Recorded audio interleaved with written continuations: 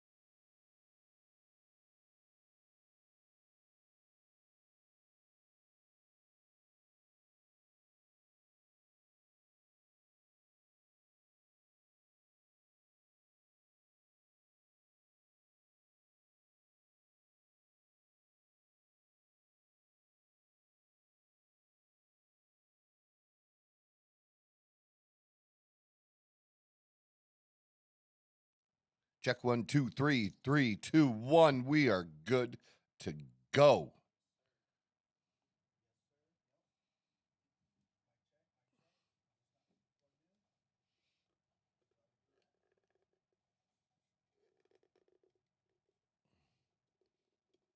Mic check, mic check. There we There go. it is. Beautiful, beautiful, beautiful.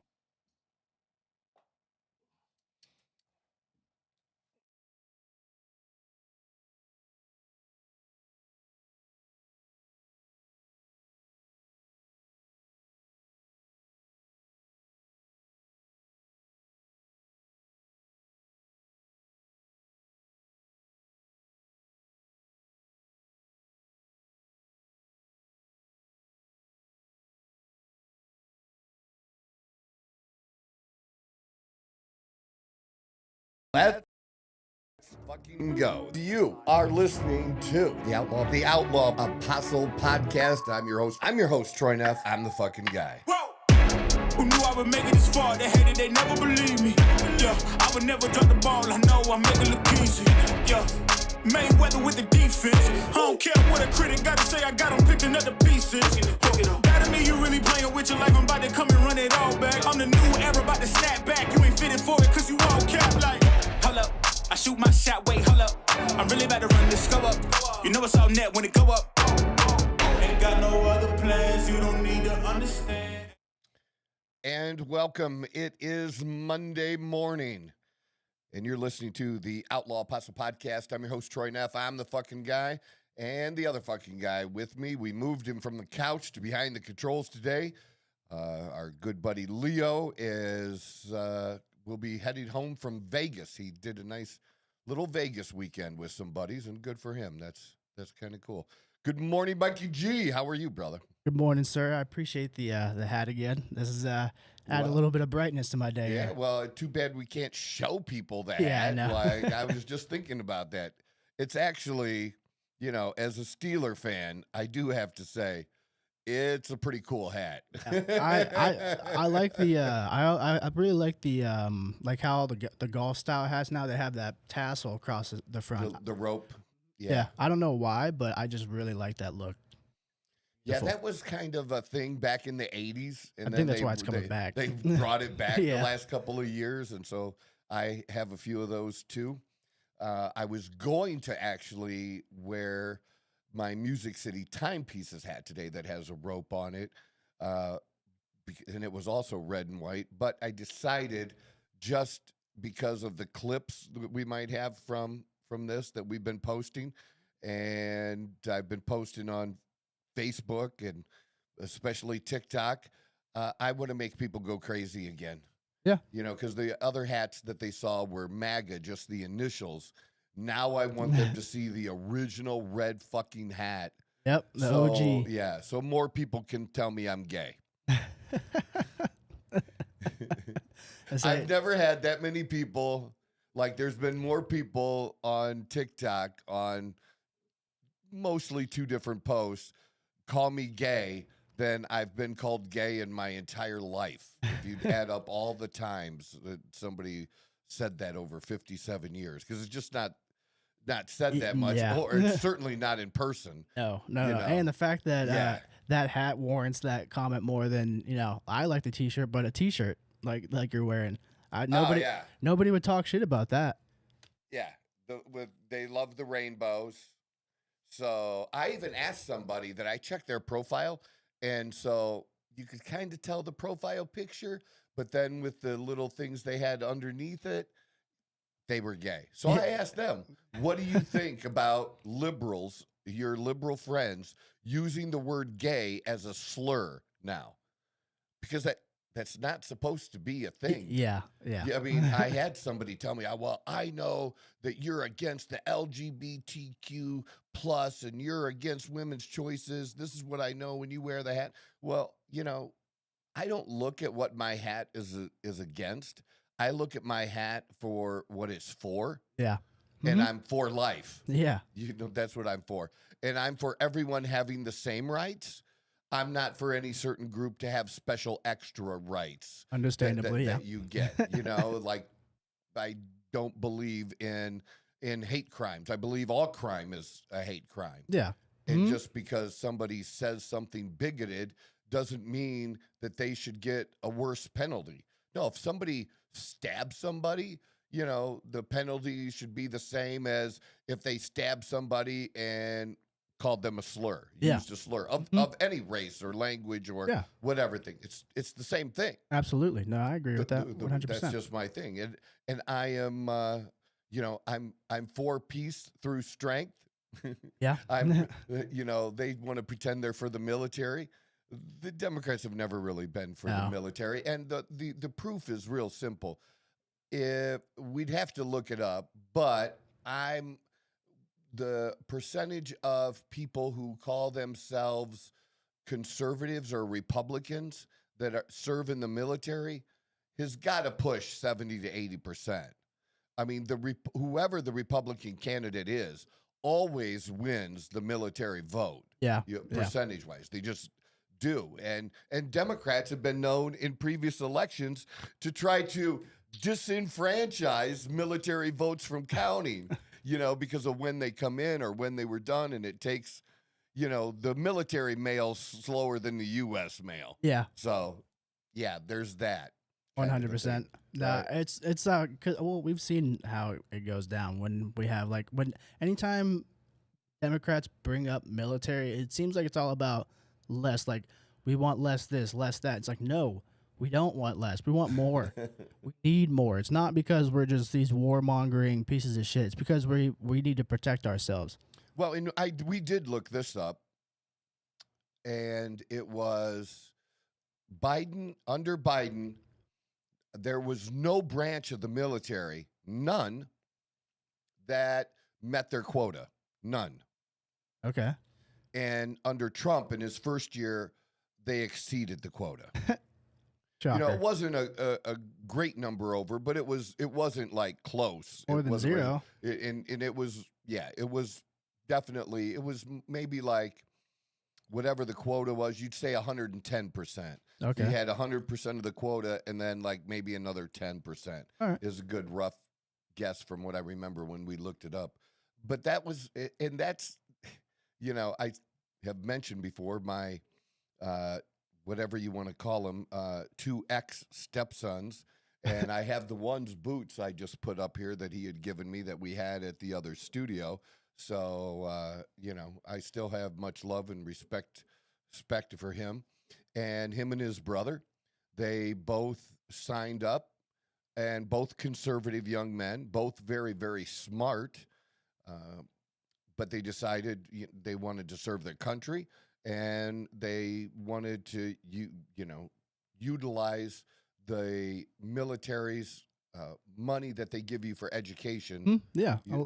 So they didn't have, they didn't want a college bill. Yeah, I mean, I don't blame them. Debt. I don't blame them at all. Yeah, not one bit. And it was, great for both of them. I saw both of them graduate their training class and everything, and was there for that. And like I said, I still have great respect for them. But they did that as 17-year-olds. They originally signed the paper, which is a big deal. Yeah, you have to have your parents sign off, and they signed up. I think the one actually even had his birthday like early on in boot camp. Oh, that sucks. Yeah, I'm sure they wished him happy birthday. Yeah, I'm sure. But yeah, at 4 a.m. Sure, that's that they would do, but did so being conservatives and not liking Biden, but they signed up anyways. Yeah.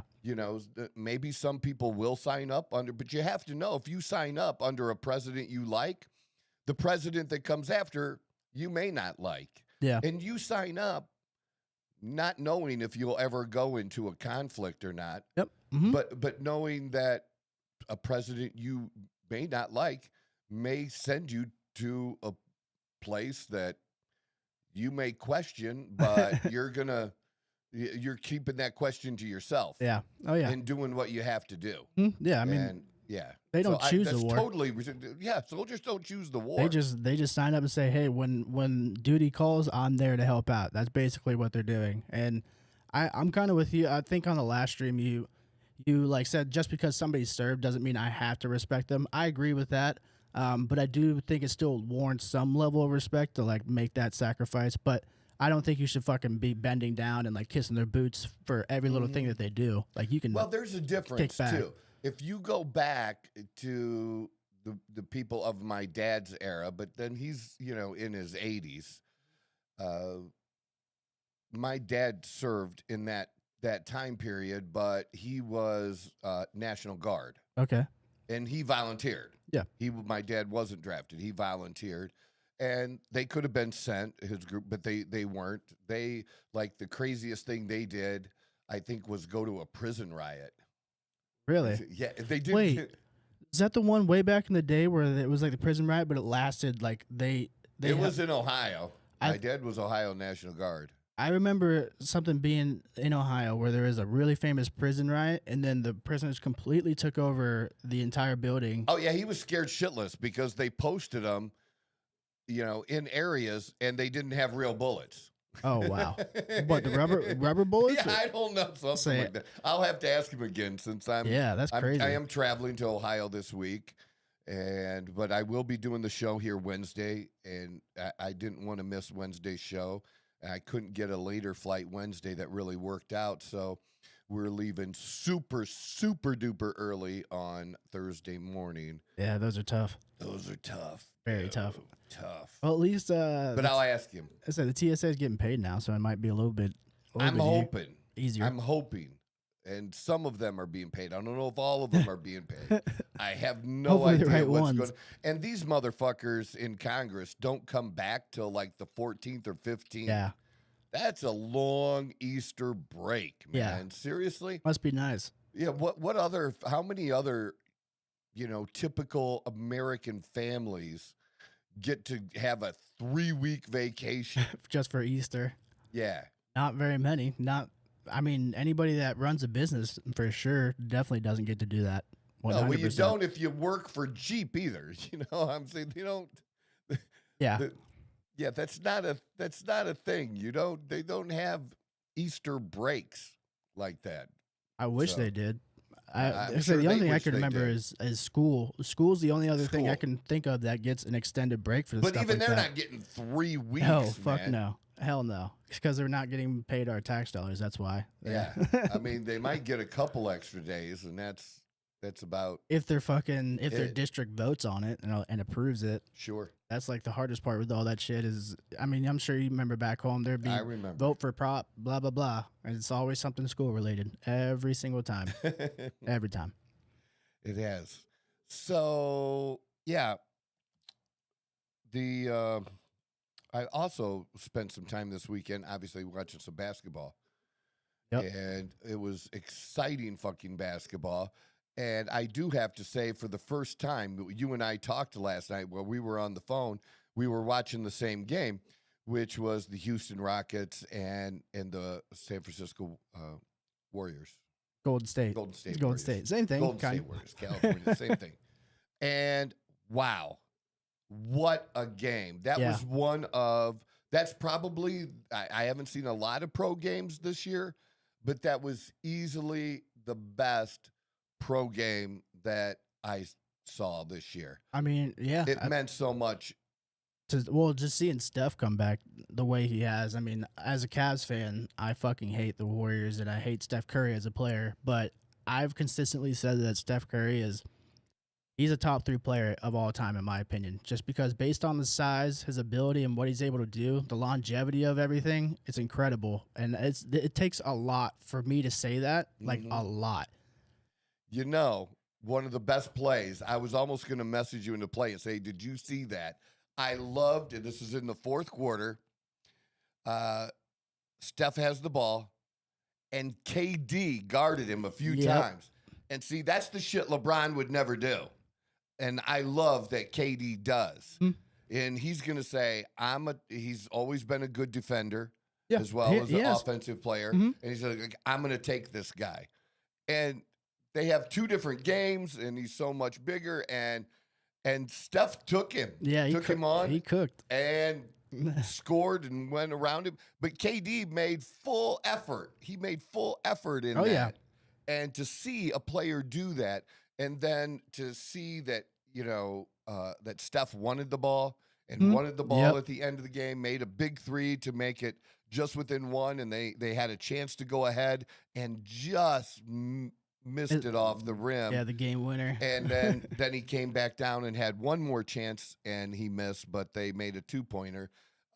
Was just wild. It was just, and the reason we bring up that game is because there was another game that had went on during the weekend where one of the league star players is now gone public with his dispute with the team, and that's Giannis Antetokounmpo, who is in a dispute with the team. He had an injury, and he says he can come back, he can play. And you have a coach who doesn't want to get in the middle of it, and I don't understand that. You got a team that's saying he's not healthy.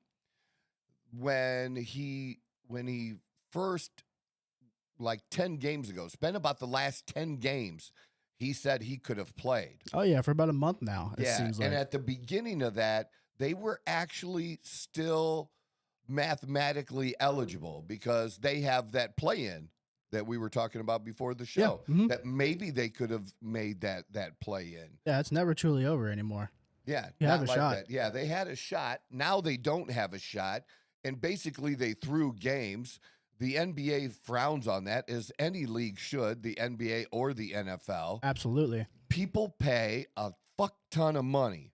Now, you may not like the NBA now, and I have my issues with it, but, I'll still go to a few games a year, except this year we didn't. We haven't done that yet. I might go to a playoff game. The Suns game? We haven't gone to a Suns game. Where, like, last year we went to a few games, and that's, also how we ended up with the Mercury tickets.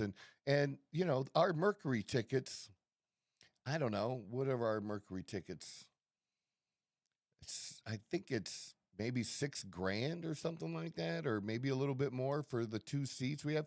I mean, we have good seats. If it was NBA, it would be double or triple that, for the same seats we have now. Without a doubt, yeah. I mean, if I wanted to go to a Suns game now and sit where I sit with the Mercury, it's going to be $600 to $800 for a game per person. Holy shit. On the back end, yeah.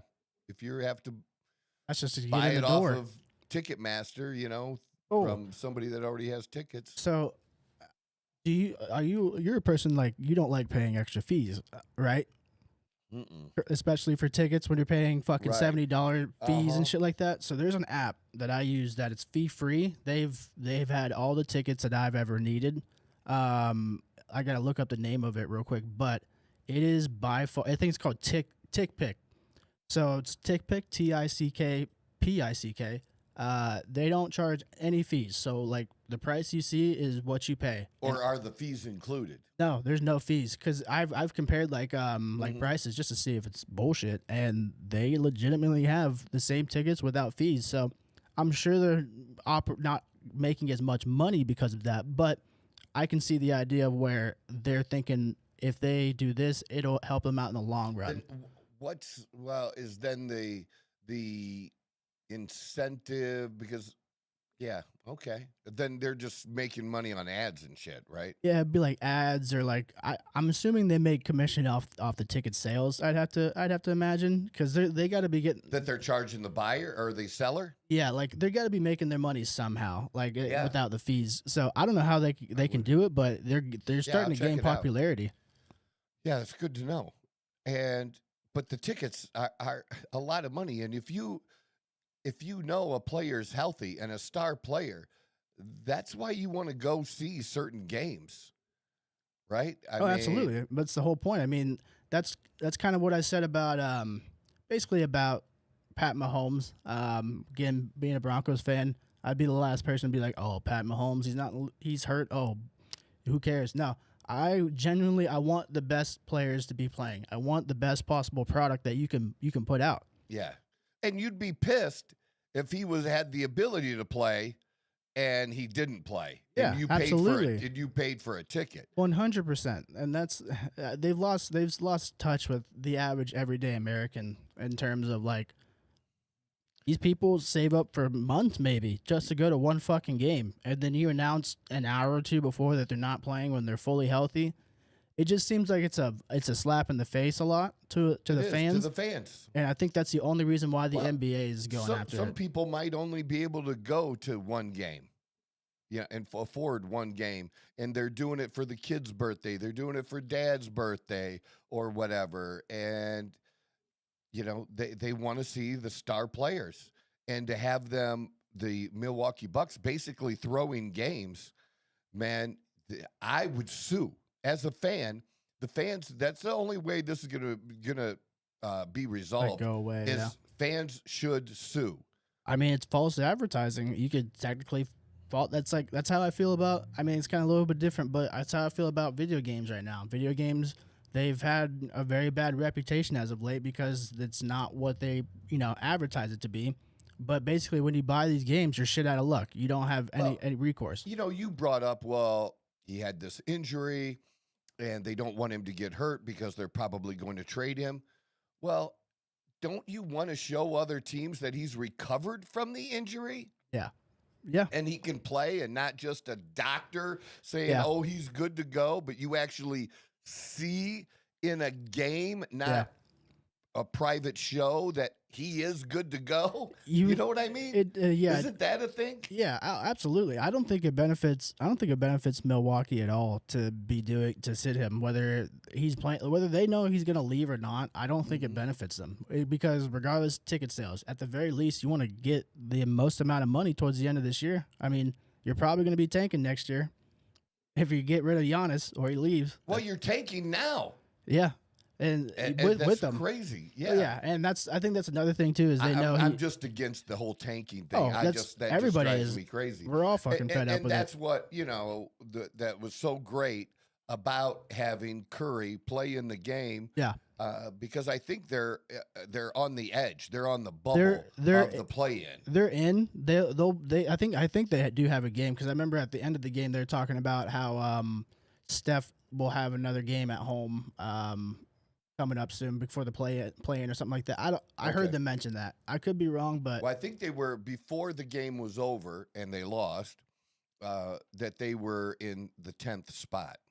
Okay. So, yeah, I mean, right fringe, right there. I mean, there's a few teams right there. All within a game of each other. Yeah. West is tough. They've got.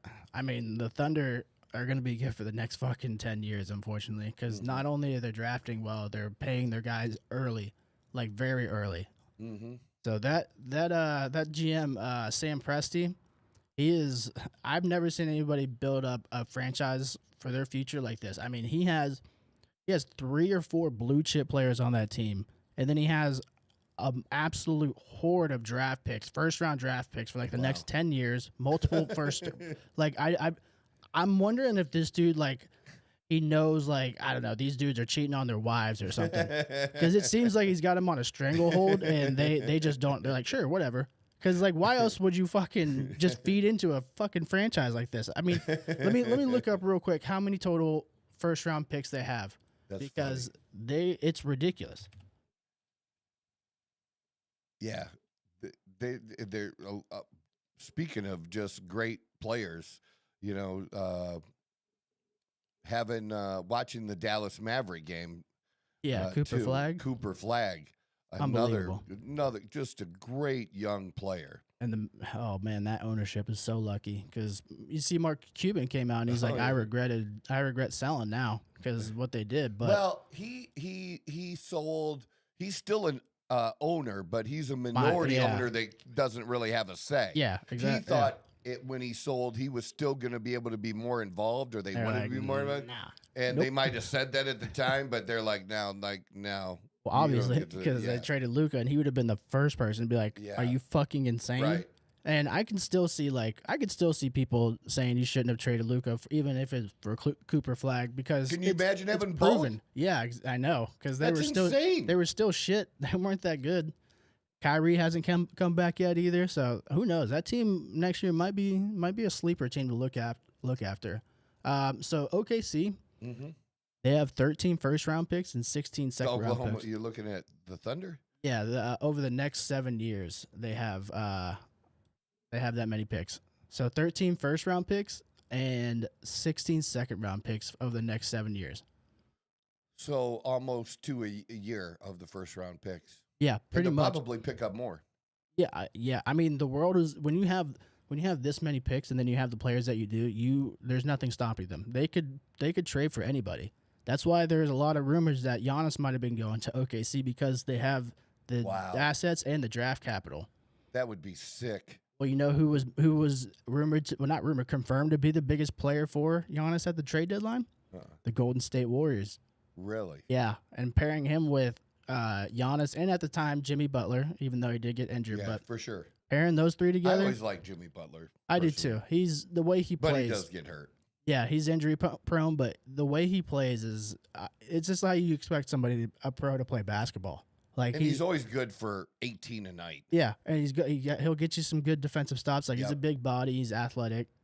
Not what he used to be, but I think his game is the type of game that allows him to play longer, even if he's not putting up 25 a night. Well, I watched the Lakers game, and I am a Lakers fan, and seeing LeBron had a slam dunk last night, that made you imagine LeBron 10 years ago. Yeah, that's what it looked like. Yeah, it was that dominant of a dunk and a move, and it was like, whew, wow. I think they had a stat where I think it was because him and Cooper Flagg, they had like the oldest player ever score in a game and then the youngest player ever score in a game. To have the oldest and youngest to score over 20 each. Oh, I'm sure. That too was a thing. Cooper's 19, like 19 years old. Like the last person we've heard of that young that was doing this shit was a LeBron. Like, yes, I'm gonna be honest. Like, I'm talking in terms of like his body being like almost pretty much fully fulled out. Like Giannis and Joel Embiid, when they came in the league, they were fucking twigs. So it took them a second. Oh yeah. Cooper Flagg's NBA ready. I mean, when they were doing practices for the Olympic team, Cooper Flagg was running with them, and he wasn't on the team, but the interviews after of these NBA players talking about Cooper Flagg, it gives you chills because they're like, this kid's a fucking real deal.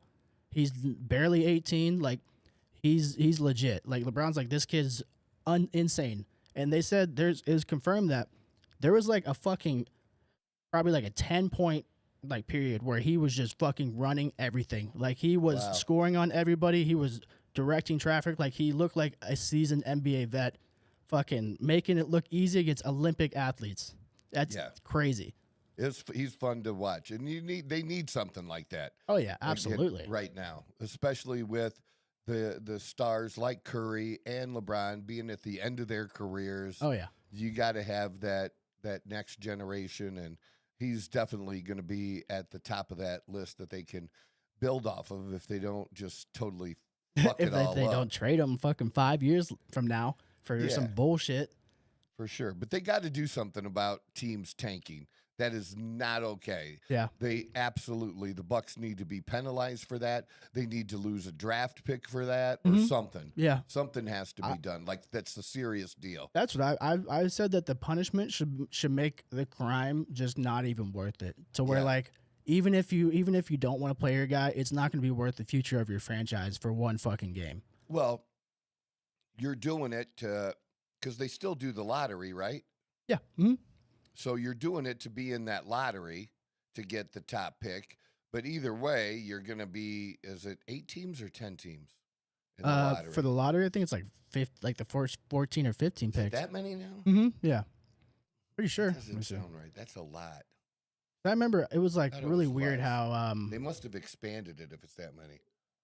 I remember it was just really weird how it worked. Like the way they were doing it. Yeah, I think that's a lot. I'd be surprised.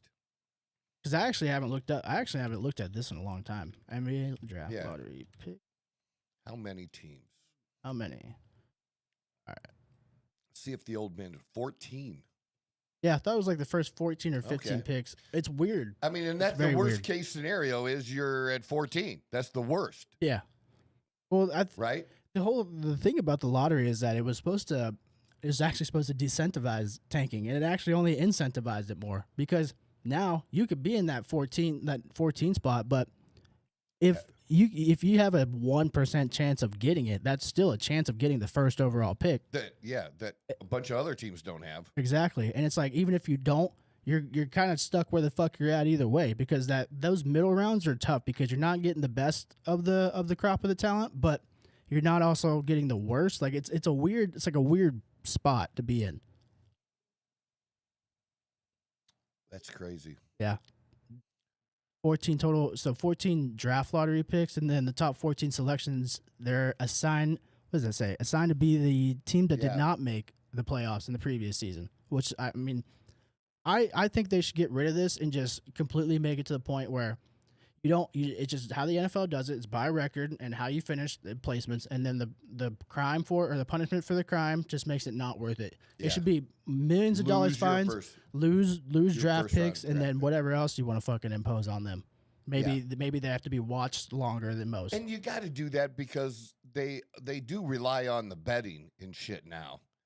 That's a big part of professional sports. Oh yeah. And that's just not cool when you don't have somebody in there that's capable of being in there. Yeah. That's just... It's funny how that works because they're so worried about games getting rigged. Like, we had issues You're with rigging the game. But you're fucking rigging the game yourself, honestly. Yeah, honestly. And that's another thing is some people have the inside track on when somebody's not going to play much earlier than most. That's another big thing, too. It's a huge issue. For sure. All right. We'll just finish with the little bit of sports that we have, and then get on because I want to talk about the pilots and the down jet. But the NCAA now, we're talking about March Madness, and this has been a great tournament for college basketball. It's been a lot of fun. I can say that, I watch a few games during the year. I watched a couple Michigan games. I watched Arizona a couple of times because they were undefeated, and I actually watched the first game that they lost. Oh yeah, but they were missing Koa Pete that game, right? Yeah, yeah. And then they lost the 2 in a row. They lost the game after that. I didn't see any women's regular season games. But I have paid attention to a game here and there during their March Madness. And to see that UCLA, I didn't get to see the finals, but UCLA beating South Carolina after that just goes for those big letdowns that you have sometimes, that they were so up for that UConn matchup that just the sigh Took afterwards. A breath. Yeah. It cost them. Not in these tournaments. No, everybody plays with a chip on their shoulder. UCLA was legit, and so that's great for them. But I did watch the South Carolina UConn game because you're talking about two of the great coaches in women's basketball going up against each other. Yeah. And that was a lot of fun. It's crazy to think that that was UCLA's first ever national championship for women's, right? Yeah, that's crazy to think because of the history they have in men's basketball. Sure, because both UConn teams are always good. They're always good. I can't say for South Carolina their basketball team isn't always good, but it seems like the more often you have those powerhouses, the men's and the women's are usually decent. Both of them. It's just odd that this would be their first one ever. Just the tradition and the history behind it. Yeah, and I thought it would be much closer, but that didn't happen. But in the men's side, what a great weekend, and what a dominant performance by Michigan, which was good to see. And I hate the Illinois football team, so I also was hating on their basketball team just because I hate the Illinois football coach so much. I just totally dislike that fat slob. He's irritating as fuck. I cannot stand him. What's his name? Is Brett Bielema? Is that him? I think it's Brett Bielema. I just don't like him, man. I just don't like the way he coaches. I don't like his little sarcastic shit that he does. So it's Brett Bielema. Yeah, a lot of people have some very choice words to say about him. Yeah. Because He's an asshole. It's mostly about like how he handles like the substitution things. Yeah, that's what it's irritates 100% the substitution. everybody. That irritates the fuck out of everybody because he tells them just walk as slow as you can, run that play clock down. They have like fucking 2 seconds to snap the ball. Or I've seen them get called for delay of games because their guys aren't off the field yet. Yeah. That's bullshit. I just don't like the game. So I was glad to see Illinois win or Illinois lose that game. And I didn't want 2 Big Ten teams in there because Big Ten team fans can be annoying, for one. Yeah. But Michigan is totally legit. Yeah, they're ridiculously good. I didn't underestimate them. Like I knew they were good. I just thought Arizona was just a little bit better. And I still kind of think that. I think that it was just one of those nights where Arizona just didn't get off the bus. You know what? I would have thought the same thing, except for seeing the losses that Arizona had and actually watching those games and just their bodies, how they acted, their demeanor, and that kind of thing. That I was like, that's not the best. That's not a good look. No. You know what I mean? Well, it's like body language can be everything. They didn't go down fighting really, where they got beat. They got beat. It wasn't like they got beat by 1 point.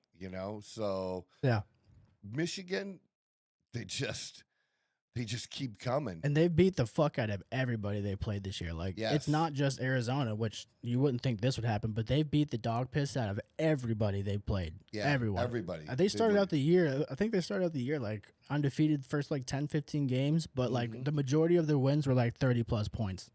And some of them are against, smaller schools, so you kind of just shrug it, but when you see that still playing out now, it just shows that they're just the most complete team. But don't count out UConn. You can't. I mean, they're going for 3 national titles in 4 years. They don't have that star power, but you know what they do have? Their advantage isn't necessarily in the players, although they have some great players that match up. Where the advantage is, and this is not shitting on Michigan's coach, but is the coach. Yeah. Dan Hurley is next level. Yeah. He's building a resume that if he continues at this pace, he too will one day be considered one of the great college basketball coaches.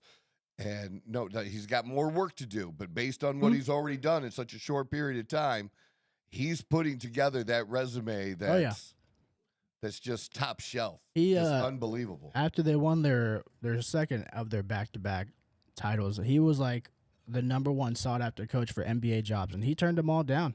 Right. He bet on himself. He bet on UConn to, he wanted to build something on his own.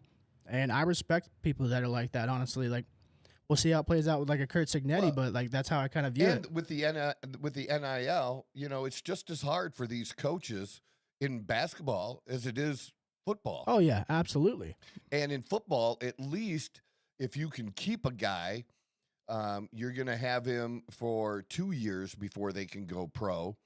Yeah. And in college, it's one and they're gone. They only have to play 1 year. Yep.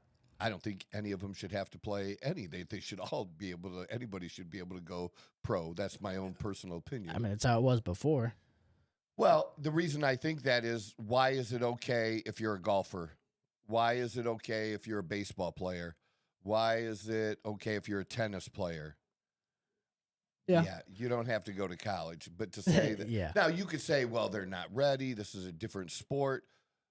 Then they won't draft them. If they're not ready, if they don't have a chance, and they make mistakes sometimes, and the NBA did make a couple of mistakes, and then they put the rule back in. That's on the But that's the on the team. That's on the organization. 100%. And it's on the player. Yeah. The player has something to say about it, to say they can take the money. But now it's a little bit different. It might be different now than what we saw in the past, because the player says, well, I got the money. I can't turn down the money. Well, now he can stay in college and get 7 figures too. So that he couldn't before. That's a big game changer. And I love that, because so another reason why you don't need the rule. Exactly. I love that too, because I like the NIL. It's changing. People expected a lot of bad things to come out, but And there's been people going back on their contract, wishy-washy, jumping back and forth. But the opportunity that it's created in terms of a better product, I think it's so much better. It's harder for the coaches because they basically have to recruit their guys every single year, even though they're already on the team. But I think it's led to an overall better product across sports, and it's actually funded some smaller programs within those schools as well. Yeah, and I think there is too much. I am kind of in favor, and I do approve, and it just goes to show how lazy Congress is.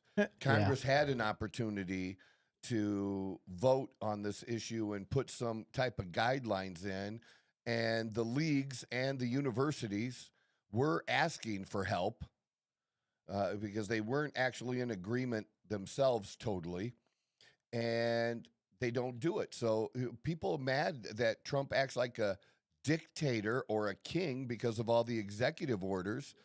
Well, every president, if we had a Democratic president, they would have to rule by executive order as well, because the Republicans will try to stop them on almost everything.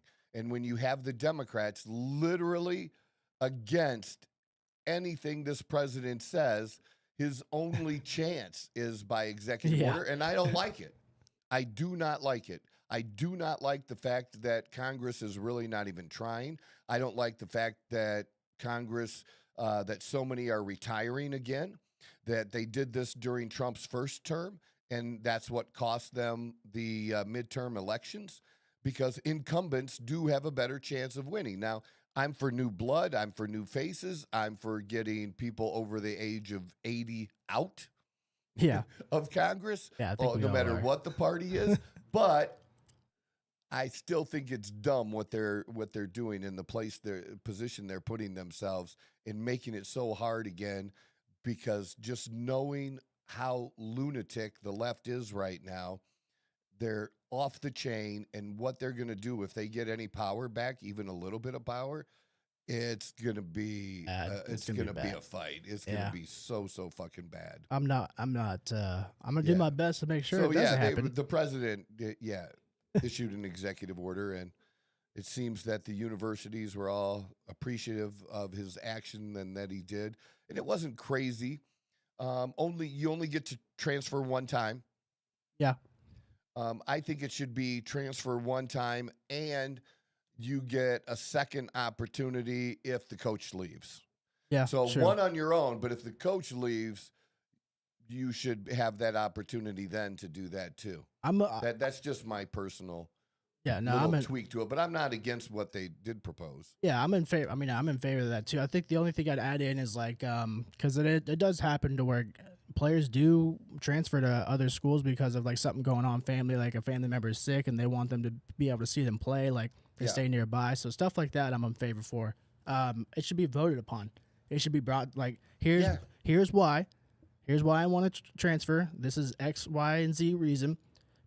Please let me know if this is a valid reason to transfer. And their committee or one person, whoever the fuck it is, they review it and then they decide yes or no. And they can't. It's 5 years of eligibility, not 7.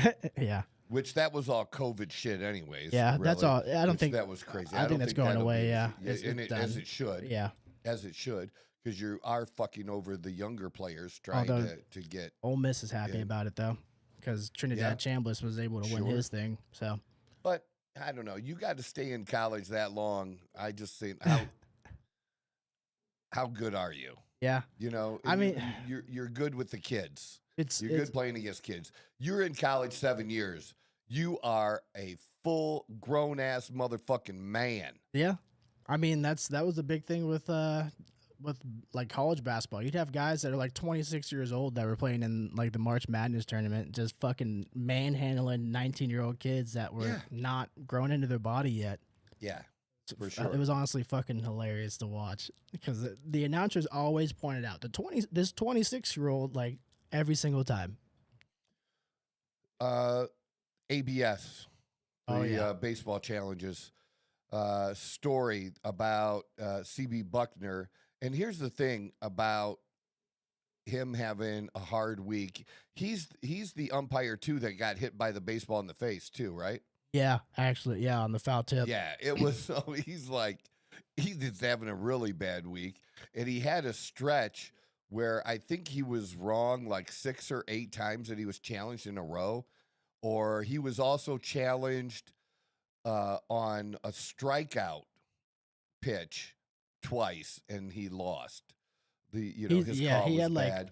he had a bunch of different calls against him, and actually, I think it's gonna make people, like make them like better at calling balls and strikes, because I'm not gonna fault any of these teams or these umps for missing a pitch that's 0.1 centimeter, Yeah, something like that. That's off the strike plate, like.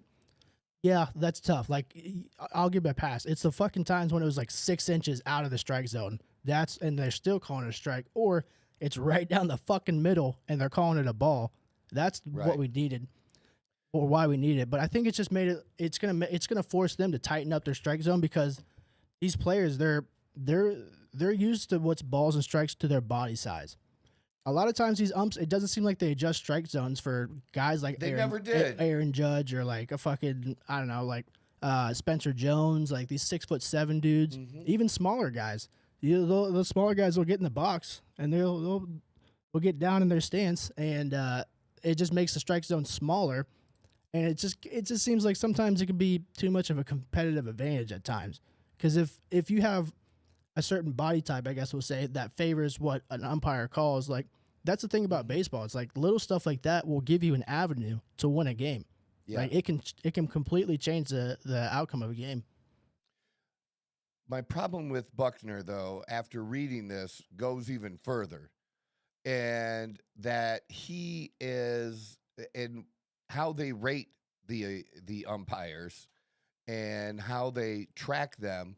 He has been the worst, the bottom umpire over the course of the last 5 years. So the worst umpire over a 5-year period. Now, we've only had the ABS for one, but still, you put that together, you're like, why can't this guy be fired? And I don't know how often they fire umpires, but look, if you are I think that should happen almost every year. Almost every year. That if I was a business and I had 10 salesmen, why shouldn't I fire the worst salesman every year? Whoever comes in 10th. Yeah. What do I need that fucking guy for?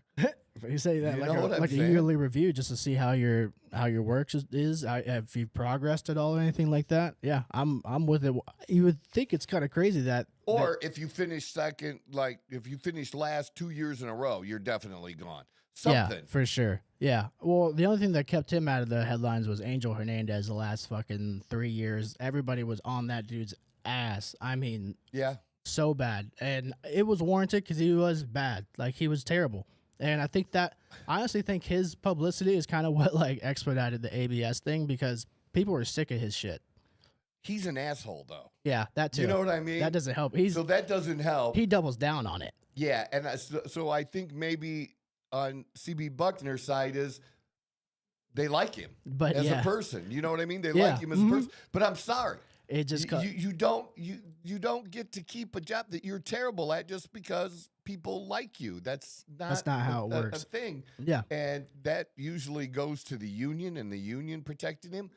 I'm just sorry that's I don't know what the issue is or what it actually takes to fire someone, but that the standard that it takes to fire someone is way too fucking high if he doesn't qualify for being fired. Yeah. Does that make sense? Yeah, absolutely. Yeah. I just like, wow, dude. Look, you get 5 years in a row and you're the very bottom one. Could you even try to do that on purpose? You'd be the worst every year for 5 years. I don't think you could. I don't think you could try to do that. I think it requires like you just are really are that like you're bad. just that bad. It would be that hard to try. I feel and bad. finish I feel for these umps though. Like, this is such a hard job to have. Like, people already fucking hated you enough. Like, you had a crowd of 70,000 people just all against you, and now you literally have visual proof if you're right or wrong. Like, well, here's the thing. I I don't feel bad for these guys. You know who I feel bad for? Who's that? The 16-year-olds, the 20-year-olds, the 25-year-olds that officiate soccer games and Little League and all of this around the country for $30, $50 a game or whatever it is. I feel sorry for them because as a coach myself, I hammered on those motherfuckers. Yeah, I mean, I just did. It comes with the territory. Have this whole thing where, officials ruin games. That's how a lot of people feel, though. It's like, and they could even be good themselves, but like you pretty much are fighting an uphill battle from the start. That I feel bad for because they're not making enough money. No, to take they're that still kind getting of shit. bitched at. Right, and it's a little bit more focused because it's like these smaller. guys are making. If you're a veteran, what is a veteran umpire making that what the top end umpire? So you've been you probably been in the league 10 years or whatever it is. So just go with top, the very top pay for umpires. Oh, I mean, in Major League Baseball, it better be. It's got to be over $250,000. I'm thinking 350, 400,000. So we are at, let's see, 450,000 per season for top end MLB umpires. So that's. Yeah. Okay. I didn't realize. I know that they got paid well, but not that well. I was close, wasn't I? You're almost at $500,000 a year. Yeah. Then you pretty much have every right to get bitched at that point. Yeah, that's what I'm saying. That's what it is. If you're getting paid $450,000, and I don't know how many years you have to umpire to be able to get there, but it's probably in the 5 to 7 area. Yeah, because they're going to tier you up. You know what I'm saying? Mm-hmm. Like you would in any other union job. Yeah, for sure. Where you're going to be like an apprentice. You're an apprentice umpire, And they have good ass benefits. First year, 125 to 175. Well, ain't all the MLB, like those MLB benefits that you get as well. Like I wonder how much that adds on top of your yearly salary. Like, let me see actually with benefits that total it out to. You know what I want to see too? I want to see their retirement benefits. What do their retirement benefits look like for umpires? Yeah, actually, I'm curious as well. Let's see. Back here. Yeah, you look at some of these guys. 26 years. You're living a pretty good life. What was the question you wanted me to ask it again? What type of retirement package do top tier umpires get? Let's see here. It better be good because, I mean, if you're getting paid $450,000 a year, your retirement's got to be looking fresh. Yeah, I'm sure they have 401ks too. I would hope so. I would definitely hope so. Probably much higher yield than most. But I bet they have a more traditional pension too. That nobody has anymore. Yeah. Nobody has traditional pensions they're all anymore. gone. That's not very few. All right. Maybe if you work for the radio or railroad. True. That is true. So what's say there? Top they end invest after 10 years.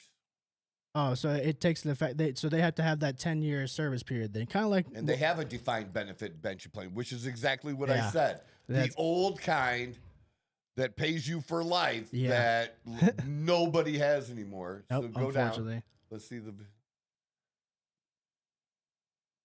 Is largely defined by the 2025-2026 labor agreements.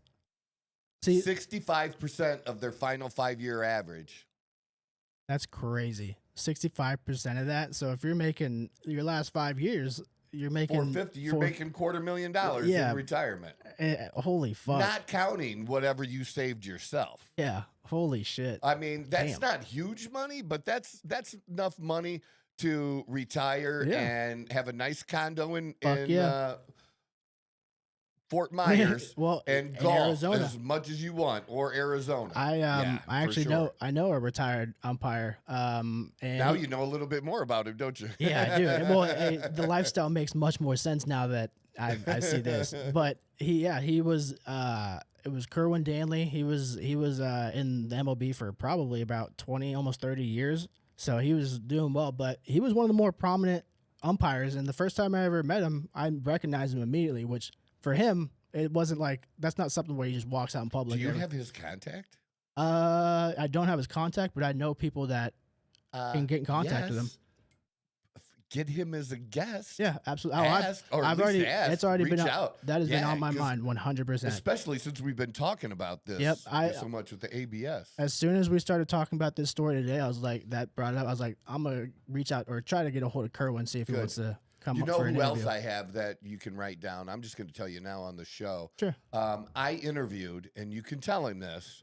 He probably doesn't remember me, but I interviewed Ken Shamrock years ago. Really? Oh, shit. Fuck yeah, dude. Hell yeah. That's cool as hell. Yes, I did. That's cool as fuck. Ken is very political now. Yeah. He posts a lot of very conservative stuff. And I was on, my show was on 1230 WCWA in Toledo. And it was a Fox Sports radio station. But I talked, again, about everything.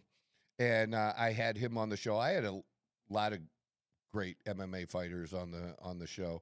But I, just tell him like we're a newer podcast and would love to talk to him about, how far MMA's come since he was in it and was really at the beginning of building it. Yeah. When some states wouldn't allow them to even fight. It was animalistic.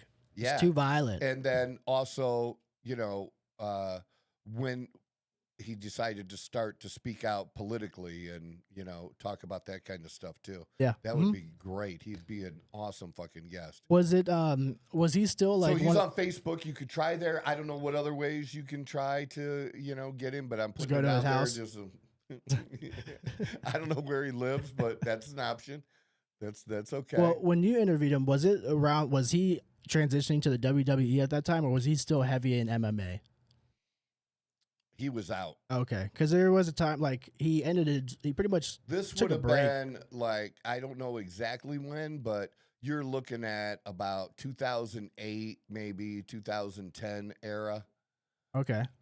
He would have been done. Okay. Yeah, so would have been the end of his like WWE career, because he wasn't I was a WWE fan.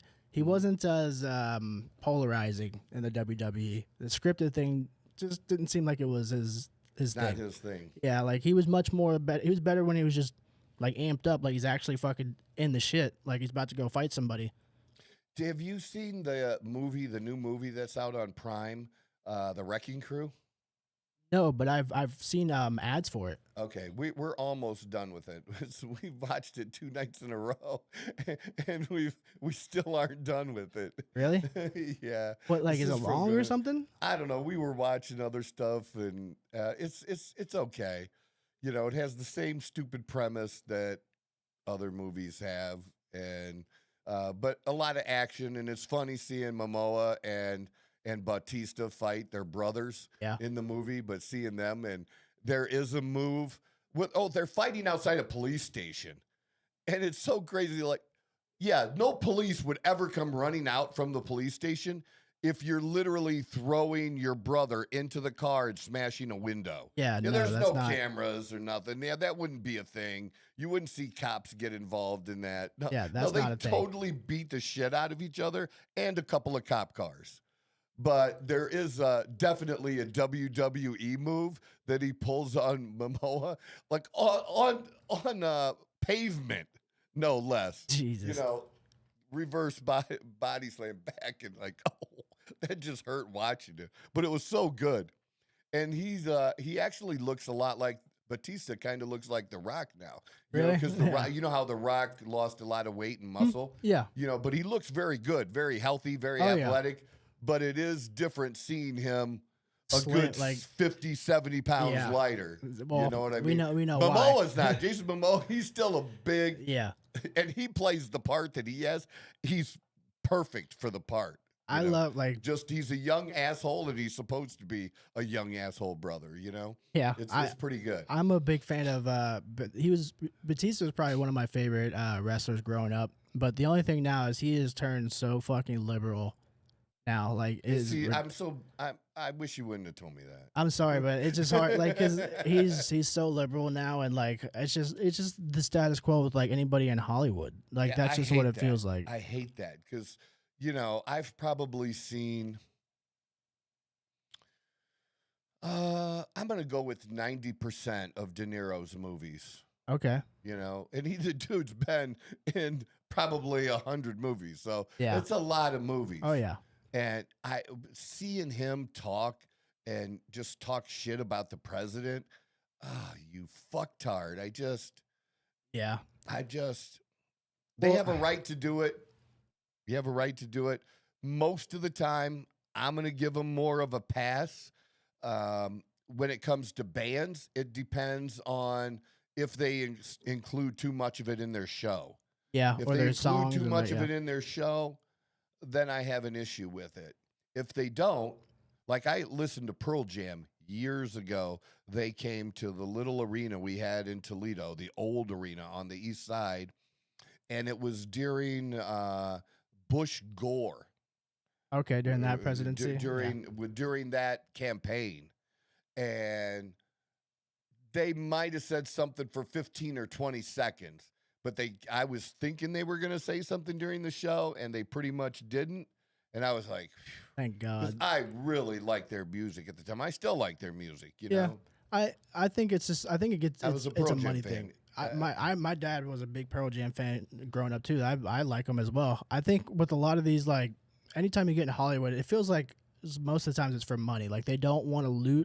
Maybe it's not to gain more money, but to prevent themselves from losing their status, their money, their fame, whatever it is. So they take these political stances that sometimes it doesn't feel like that's what they really mean. Yeah, I don't know. I think the smarter play has always been the Jordan play. That was always the smarter play. What, just if it's about money, that's the well. Jordan was just I want both sides to buy my shoes. Yeah, like in my business, I'm not like that. In my business, it's not that I won't do business with a liberal, but I don't care.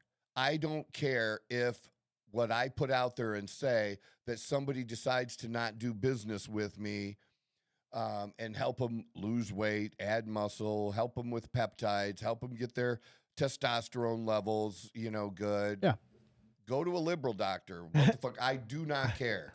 All right. So I'm okay with that because of the number of clients that I actually need to do really well financially. I'm there. Well, and yeah.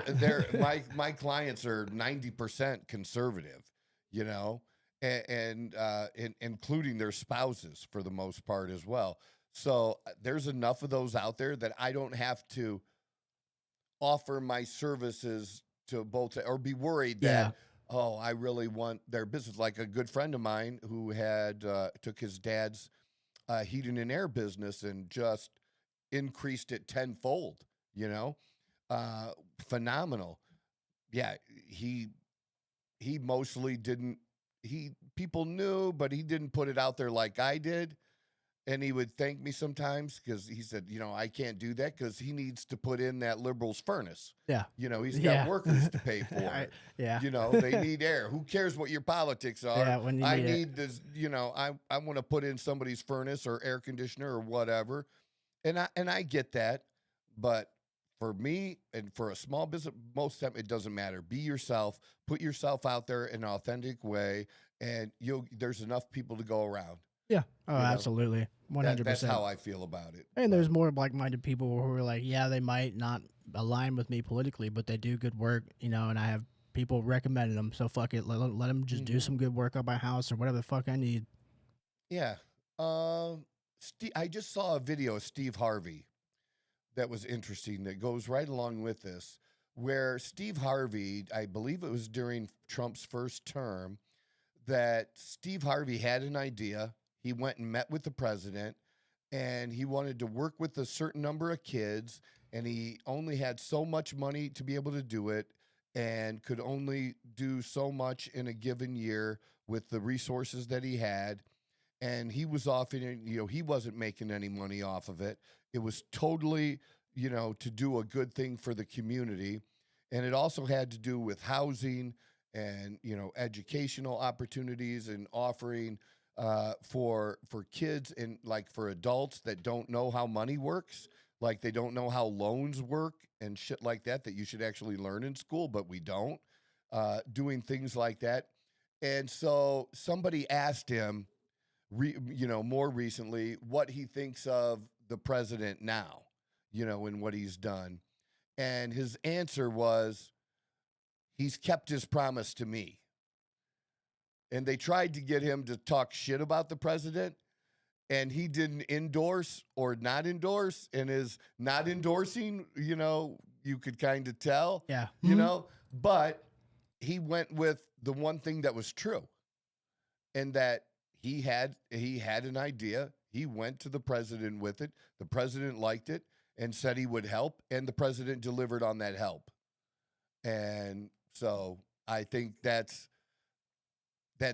again, that's a good way to handle it, right? I not getting involved in the other controversies, but saying, this one area that I deal with him in, it's been a great outcome. I would say that's a great idea, is if you really want something done and you have the ability to meet with the person directly in charge of our country, I would take that opportunity to do it as well. Because we've seen people do it, like, not necessarily because they like the president, but because they have something they want to get done. And so they just play ball. They just play ball with him, and they swallow their pride. Yeah. Yeah. I won't bring up Kanye because Kanye is one of those, but he wanted rocket ships and shit built, where he's showing all those fucking, all these ideas he has of Trump, and Trump's looking at him like, it's almost like a toddler and like an adult at a daycare. And he's like, wow, great drawings. We'll put this right on the fridge. Like, that's what it felt like. But it just goes to show, like, if you really want to get something done, go to the fucking president, present your ideas to him. Why not? He does listen. He's been known for that. Because I think that's because he's a businessman. You never know when a great business idea could come about. I mean, I think the what was it? The fucking whiteout. It was invented by accident or something like that. And now look, whiteout. I mean, not so much anymore, but look how long it lasted. I'm sure it made a fuck ton of money. Yeah. Jim Brown, the Hall of Fame football player, same thing. Yeah. Met with the president and has worked on some things. And everybody's all fucking up in arms about it. All crazy. I mean, and he was also, maybe everybody doesn't realize, our younger generation, Jim Brown was a racial advocate. He was a advocate for, he was in all of that shit in the 60s and early 70s, so yeah, not necessarily somebody you would think is as conservative, but it wasn't about being conservative. It wasn't about being liberal. No. It was about that the help that they wanted to go in and provide to communities, and they got a good response from the president. Yeah. And if they didn't, they could say that they didn't get a good response. That'd be totally legit for them to be able to do. Yeah. But they did. So what's wrong with that? You know what I mean? I think it's very selfish for a lot of these, really on any side if you do it. But as these politicians, you are supposed to represent us, the American people. Yeah. But you're putting your own pride, like you refuse to swallow your pride to talk to a certain person because XYZ reason, when the greater good is at stake of it. Here's what the left is missing now. Take your wins where you can get them. Yeah. To be against everything is just dumb. A weird stance. But where you can agree and do something. Agree and do something. Just that's you'll get a lot better attention that way, I think. But there is people like to get attention now, and if you're a conservative and you badmouth the president, they really want to put you at the front for a minute. That's what this media does and everything like that. It's one thing if a liberal, you expect it from them, but you don't expect that from the conservative side. And so you do have that sometimes, like we've had done with Marjorie Greene. She was like, she's all Trump, and then now, I don't know. I think she wants a position on The View. That's the way she comes across, right? Jesus. You know what I mean? Dear God, no. They need to find a way to fucking end that show. Yeah. I don't know how it's still on there. Let's talk about the Jets. and I don't mean the New York Jets. I was like, wait a second. But let's talk about the Jets, the jet that got shot down, and just I really this couldn't have turned out any better than this. I do have to say that I did wonder, and my question was mostly answered. Okay, I did wonder that if we had this air superiority, or not just superiority, but this air dominance, and we could pretty much go anywhere we wanted over the country of Iran and they couldn't stop us, how did they pull this off? So there was some thought that it was a malfunction, a plane malfunction, and, you know, that it was, they were saying that Iran was saying it was shot down and trying to use it and wasn't, but it actually seems like they did shoot it down. And listening to some people who have served in these types of situations and were pilots that, like, I guess, I don't know, even during Vietnam, like there were just the helicopter taken down by a regular gun with a really lucky good shot. Yeah. You know what I mean? Yeah. It was more luck than anything else. Yeah. But that you don't have to have one of these surface to air missiles or something to take them down, that the technology you need to take them down. And then we're learning a lot about that too. You know, they've got these little cheap drones, you know, that cost them $40,000, and we're spending $1 million on ammunition to knock out a $40,000 missile. Yeah. I think we have some work to do. Oh, yeah. You know, and I'm just being honest with what I see and what's going on. And so I was really concerned about how this would play out, especially since so you had these two pilots, they're in the same plane. So think Top Gun. It's the best way to think about it. Talk to me, Goose. Yep. Well, Goose was the one that wasn't found. Unfortunate. Right away. And I listened to Megyn Kelly. So if you listen to Megyn Kelly on Friday, and I highly recommend it, the two guys that she interviewed were fantastic. And one of them really laid out everything that goes into a rescue like this, that there's so many different layers, and it wouldn't, just me guessing, you're talking a few hundred people, okay? A few hundred. And you're talking, if you had to add up the cost of all the resources they used, what those resources actually cost to operate and to go extract the pilot that was in charge of the weapons in the plane. The gunner, I'm assuming, is what they're called? Kinda. No, they were calling it a weapons special. They don't call them gunners. Oh. It was a weapons something or other. Way cooler. Yeah, way cooler. And yeah, that. Why did I just lose the track that I was on? So they did this. They got him. He was knocked out. But the money. That's where I was at. So the money. What was the money? The money, what I would guess, was in the millions of dollars. Yeah, we go spent. after him. Yeah, and that's just.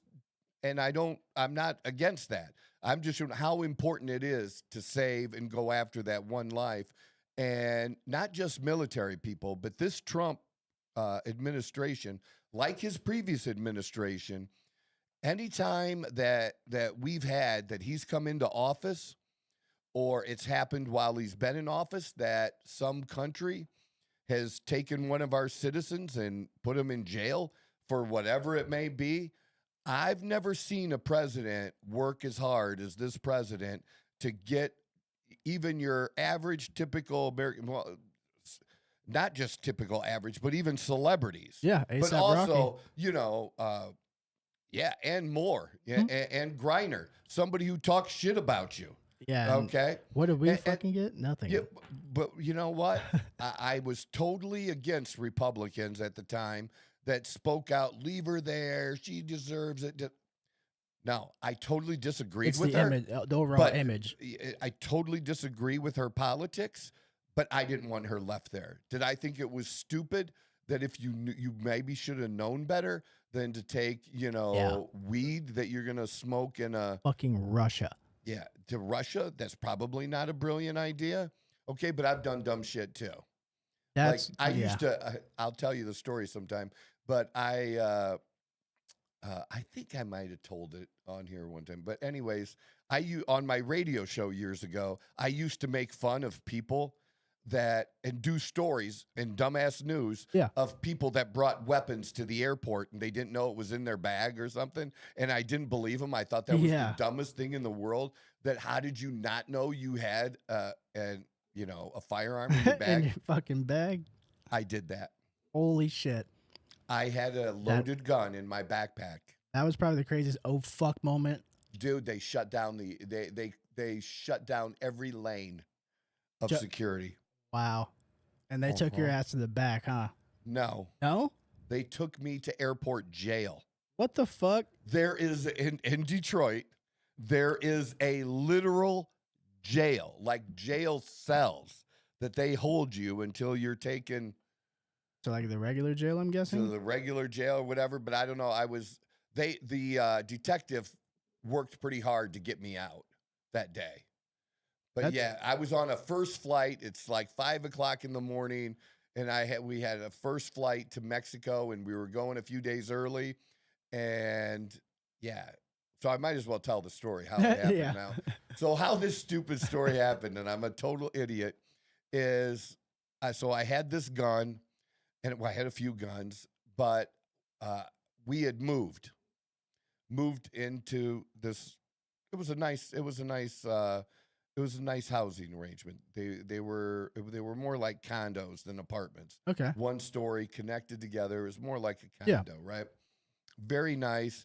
And I've never been good at packing for moving. I happened to put this gun in a backpack, and it went all the way to the bottom, and it had a bunch of different layers. And that probably happened 6 to 8 months before this trip. Damn. And I never went into that bag or looked for that gun. And I pulled that bag out. And I actually remember taking everything in that bag out. But I didn't reach my hand all the way down to the bottom of the one place where this was, right? And I packed that bag so full. It was so fucking heavy, right? But I packed that thing full. It was almost busting, right? And so, not only did I take a gun through there, it was loaded, which is really, really bad. Well, yeah. And as it's coming through the scanner, so the woman comes up to me, do you know that you have a gun in your bag? And I'm just like, oh, fuck. No, I didn't realize it was still in there. But they did ask before that. They're like, whose bag is this? And I'm like, mine. It's mine. So can I go? Bye. Could I go now? So like you're gonna go, just not where you want.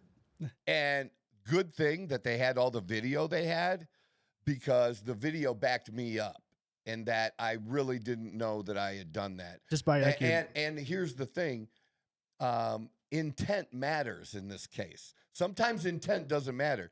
Like, it doesn't matter. You didn't intend to break the law, but you broke the law, so it doesn't matter what your intent was. Yeah. But the prosecutor, I watched the prosecutor in the morning. She was horrible. And I wasn't broke, okay? But I had an attorney that was appointed to me that I didn't have to pay for. Yeah. And she's one of the best attorneys I ever had. Wow. She let me help and participate, kind of, and offer some suggestions, because I'm actually pretty smart. And I've had situations where I've taken a plea deal before. That will be another show that didn't work out as good for me. And so I was fighting this. And they even sent it to this gun committee in Detroit. But because I had a previous charge that actually got wiped away, they didn't want to make any deals. Okay. So then we're at the judge. I have all my witnesses there, including a cop who did this. A friend of mine who was a cop did the same thing. But because he was a cop, he was allowed to take the gun back to his vehicle and Yeah, everything was not all be good. arrested. Must be nice. Yeah, well, but he was going to testify for me, right? And I chose a judge over a jury because I wanted the judge to follow the law. Does that make sense? Yeah. Now I thought I could win if we followed the law. Yeah. And the prosecutor was not impressive, and she was not impressive when she asked the questions at all. And anytime my lawyer objected and said, but, didn't Troy in his statement, like I didn't even have to testify because they put my statement in. And so we just used that. Troy said this. Is that correct? Oh, yeah, that's right. Which meant the other answer was wrong. Yeah. What he said happened. And one of the questions, we came back after lunch because we looked it up. There was one woman, black cop woman, who said she had been on the Detroit police force over 20 years. She'd been at the airport like 4 or 6 years, right? Yeah. So she's a longtime cop. They tried to imply that I should have known that the gun was in there because of how much it weighed. And they asked her how much, and this is just a little 9mm gun, dude. Yeah. Mm-hmm. They asked her how much, and she was like, I don't know, 7, 8 pounds, 9 pounds. She said something ridiculous. Yeah. And it's barely a pound. Yeah. Yeah. So we proved that in court, I gave that to my attorney, and she used it. That I didn't know. Well, 9 pounds, dude. You're not holding a bazooka. Yeah, I know. For God's sake, and you know it's what I already mean? in a packed ass bag. And they couldn't find it initially. That my bag was so full, like it took them a minute to find it. They're like, it's in there. In here. We just need to find it. It's in there. Like, if you can't find it, all that was recorded, and like I didn't try to pretend that I told the truth about what happened. That I put it in there when we moved. That's it. Truth shall set you free. Yeah, but here's the thing. So then we go to lunch. We come back. The judge, the prosecution rested, so it's up to us. And I asked my attorney, I said, can't we, what is it called? Like ask for like some kind of judgment or that they didn't prove their case. And she like looked at me, she goes, how do you know that? Is it, it's not amnesty, is it? No. But she asked the judge said, okay. So the judge went and conferred with herself and looked shit up and came out and said it was with intent and threw the case out. Hell yeah. Without any of my witnesses having to testify, right? So I won. So you know what I did next? What's up? I asked for my gun back. And? I didn't get it. That sucks. Isn't that shit that I was, they threw it out. Yeah. So I wasn't convicted of it or anything, but they still kept the gun. And the judge was mad that I asked for the gun. I don't see why they wouldn't give it. I don't know. Or be mad. I should have fought for it. It's your property. But I didn't pay for an attorney. The gun was a $450 gun. I'm like, cut your losses and just fuck it. Yeah. No, I definitely understand that, especially being in that situation. Like things could have went drastically worse. worse. The judge had wanted it to go to this committee again, and we're like, no, my people are here. We're ready today. I'm not asking because one guy drove from Indiana up to Detroit, so I'm like, I'm not asking these guys to come back a different day for the case. We're ready. Let's go. Yeah, and it worked out. But but it's just one of those cases where you think that's so stupid. You know what I mean? Like I make fun of people that do that. Well, also, I feel like a lot of times judges, they'll just take the executive position and just be like, this is going to be a waste of my fucking time. Let me just throw this out now and get to the real shit, which I mean, I understand. Yeah. And I really think that if a smart attorney ever found my case, they could probably use that to help a lot of it. They acted like it doesn't happen very often. And the truth is it actually happens a lot. Yeah. Oh yeah. I've seen stories like maybe not guns, but like weapons, like things that were, I guess we'll say explosives, but weren't like intended to explode the airport. Like I've seen weird ass stories like that a lot. It's just the one airport, like in Detroit, like happens 40, 50 times a year. Oh, just there. Holy fuck. So it's not like it's something it's actually more common than you think. That is wild, actually. I didn't think it'd be that often. Yeah. At one specific airport. What the fuck? Yeah. It won't make sense because people are frantic. Like a lot when you're traveling like that, people get stressed out. Like Some they of the rush nicest themselves. cops I've ever had to deal with too. What Really. the airport? And I gave and normally most of the time I wouldn't give a statement or I wouldn't say shit, right? But Yeah. I did give a statement Because you to knew, the- like you were. yeah, 100%. You were good.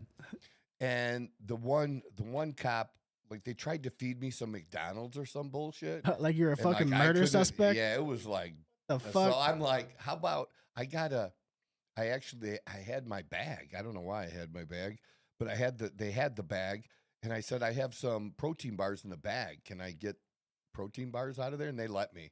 That's how nice they were. They didn't have to do shit like Well, that. yeah. I mean, the fact they got you fucking McDonald's, like they're trying to get you to confess to a murder, like rat on somebody for a murder, because that's all you see is that's whenever you see somebody sitting down in those videos and they got McDonald's in front of them, that's how you know they're fucking spilling everything. Yeah. This is their last meal. They're spilling everything. Yep. So That's crazy ass story though. I would literally you know probably what? shit I've my told pants. that story a bunch of times, and my one ex used to hate it because I was like, I'm proud that I won. Yeah.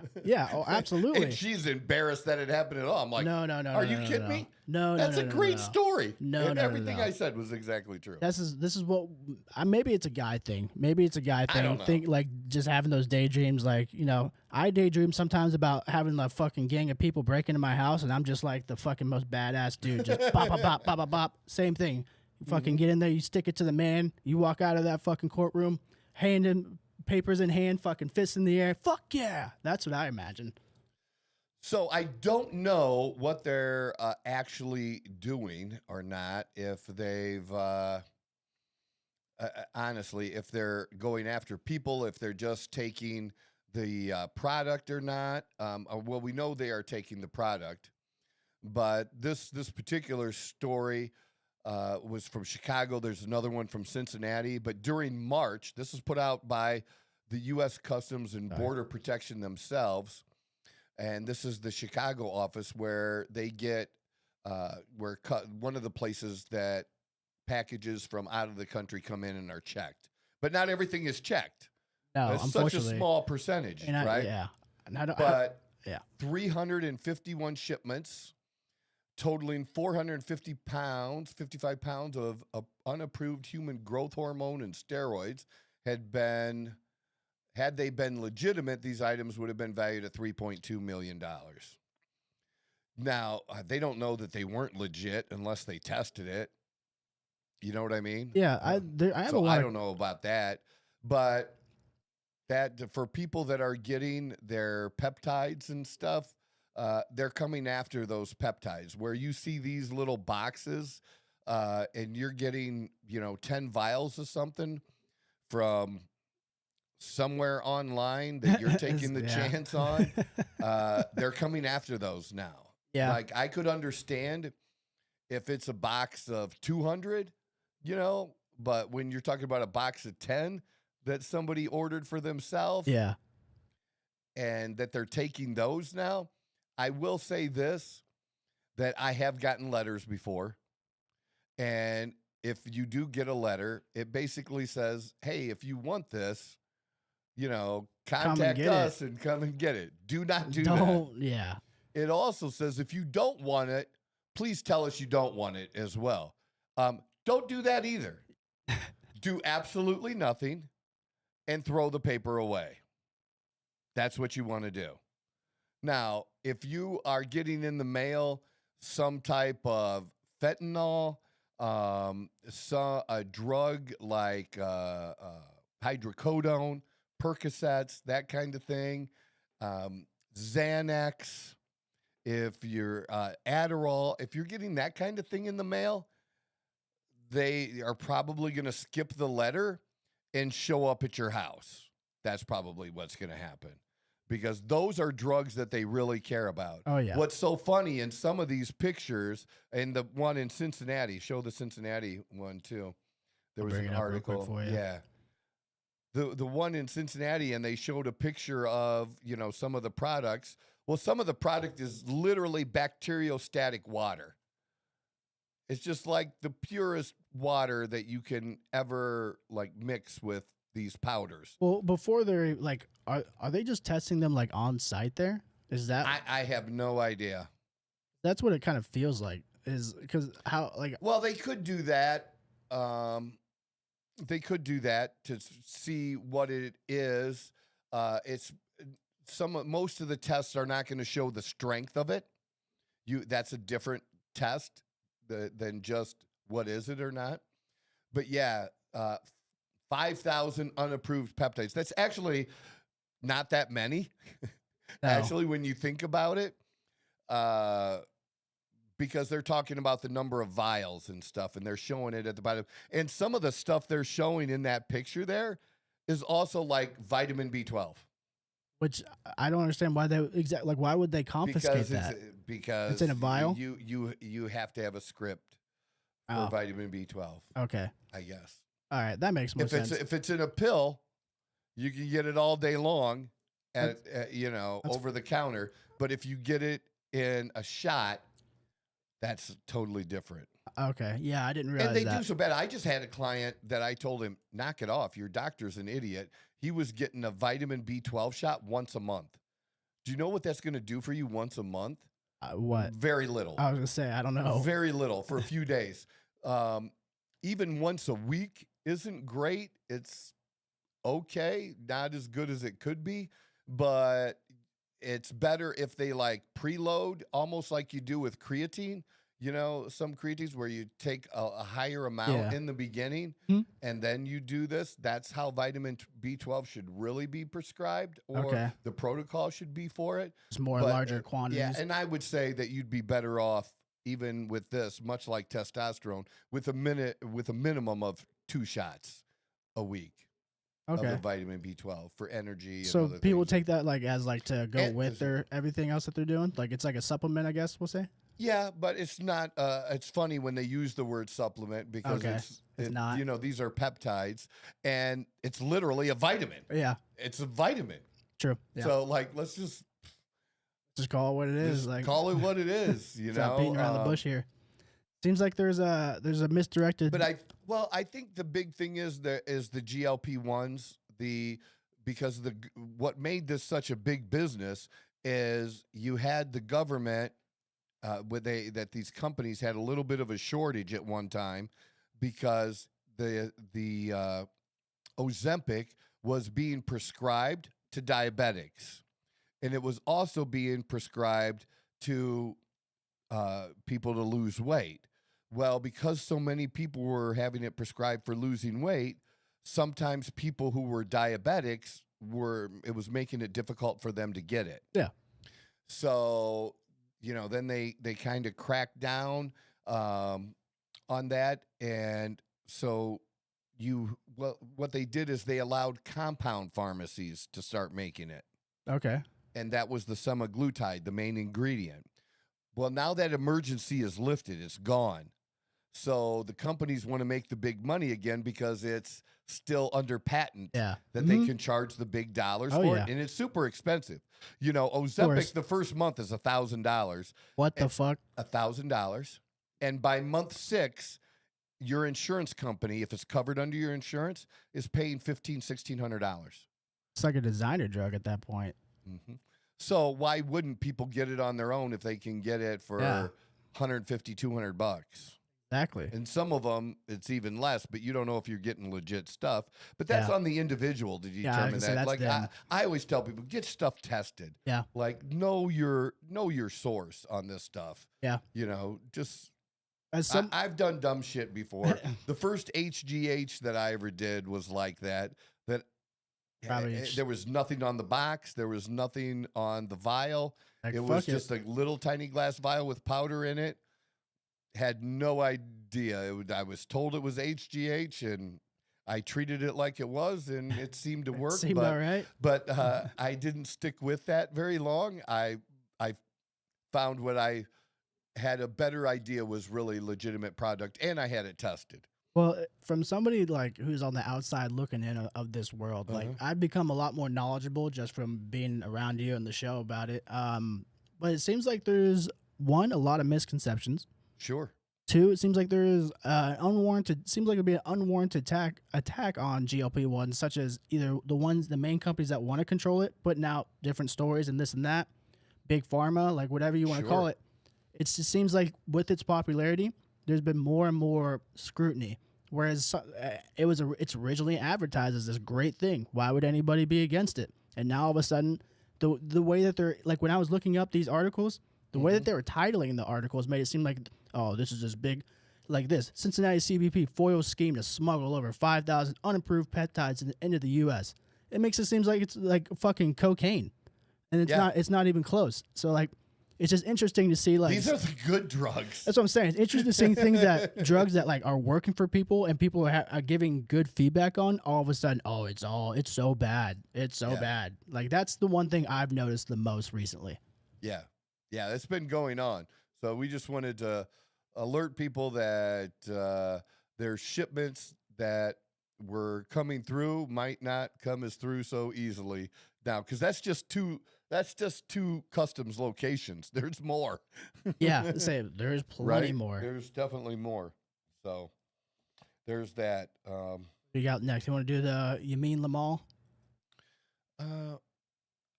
Where did how did we get off the jet stuff? Because the I airport, I told the stupid airport story, right? It's all right. Well, yeah, I did talk about it. Then I was like, did I hit everything I wanted to hit about that? Let me just say this. Yeah, go ahead. And kind of backtrack. Floor is yours. I am just really, really proud today. And that's why I wore my Make America Great Again hat, because I know these clips are going to be made and that people are going to talk about can you see my nipples today? Nope. Not today. Not today. Well, it's because I have my bra on. That helps. Training bra? And I'm not going to use this clip for a grinder profile. Darn. Well, So there's that. So the queer another reason community, I sorry know, about it. I know. And so, yeah, I'm super proud to be an American today and know what they did and that they went in and did all that they did. And like I was mentioning the Megyn Kelly show, with them being able to describe all the different layers. And then we find out later yesterday, more in the evening time period, that not only did we have these immediate layers that kick in like right now to know the location and how they train for this, and each of those people that go in for search and rescue and how they were trained in this, that not only that, but it sounds like, if we can believe the government this time, and even far between. and I'm leaning towards believing the government, that the CIA used some tactics and with the military that made it look like the U.S. was searching in a particular area where they knew that the pilot wasn't. That Yeah. the U.S. knew it wasn't there, but for the enemy, it would look to the enemy like that's where we thought the pilot was, Yeah. and then where they were maybe engaging and putting their attention Yeah. to. Trying to maybe catch a prisoner or something like that. Yeah. Absolutely. Yeah, and they actually, I don't know if you had heard too, they put Iran put a bounty out for the guy. Really? Yeah, that any Iranian citizen that found them and turned them in was going to get Not killed? a lot of money. Yeah. Well, I don't believe I that. don't know how much- I think they're just going to be like, you know what? Today we won't kill you, but tomorrow we Yeah, can we have a something like problem. that. Yeah, why would you trust that? I would never trust them in a million years. If they told me they're going to give me money, yeah, fucking right. Yeah, Hell no. I agree. I agree with that. I don't know if I trust that part. I will say, like, kind of going back to your point, I forgot to mention that when you're talking about how much money it probably took just to find him, Millions. more than likely, that is the type of tax paying, my tax dollars, that's Yes. what I'm okay with it going to. Exactly. 100%. Like, I don't care if it's just one guy, he's an American. Even if you don't, regardless of what your view is, you still want the image of every American is important. And I haven't checked X today or really much this weekend, but here's what I want to know. If you don't support the war and you don't support what we're doing there, did you want them to keep our guy? Because you know what would have happened if they keep our guy? He ends up probably getting his head cut off. Oh, absolutely. On video. Yep. All right. Or they kill him in some other way and they hang him like they did in Iraq, where they hung some of our men from bridges. Yep. And drug them through the streets. Yep. Right? They would do that. I don't know. You probably are not familiar with this. Have you ever heard of Daniel Pearl? Not off the top of my head, no. Okay. Well, if you look up Daniel Pearl was a Wall Street Journal reporter. Oh, I think. Okay, go ahead. Sorry. And that's fine. He was taken in Iraq, or was it Iraq or was it Afghanistan? Where was he taken? By jihadist militants in Pakistan. It says, it was in Pakistan. Said he was kidnapped by jihadist militants while he's on his way to what he had expected would be an interview with Pakistani Islamic scholar Mubarak Ali Galani in Karachi, Pakistan. Okay. There used to be a video. I don't know if that video can even be found anymore. I doubt it. They probably buried the video. I would imagine. And it was hard to find even the first time. Oh, yeah. But I saw the actual video, just like I saw the actual video of Saddam Hussein. Did you ever see the actual video of Saddam Hussein? My uncle showed me that. He was like, you need to see this. And I was like, why? And people need to see this. Yeah. They need to see this video of Daniel Pearl. That the sword that they used to take his head off was so dull. Yeah. They had to saw his head off. Yeah. With this sword. It's horrible. It was the most horrible, brutal thing that I've ever witnessed in my entire life. But I saw that video. Yeah. And know what those people are willing to do. Not just to Americans, to their own people as well. And now, because of things that happened during World War II and stuff that we have what's called the Geneva Conventions. These people do not operate under Geneva Conventions. No, they don't give a fuck. They do not give a fuck.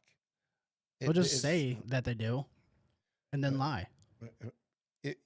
Or not. They might do that or not do it and just don't care. Yeah, what are you going to do to them? What are you gonna have a strongly worded statement from NATO or the UN? A strongly worded statement? We are very disappointed in you, young man. That's gotten a lot done. Yeah, fuck that shit.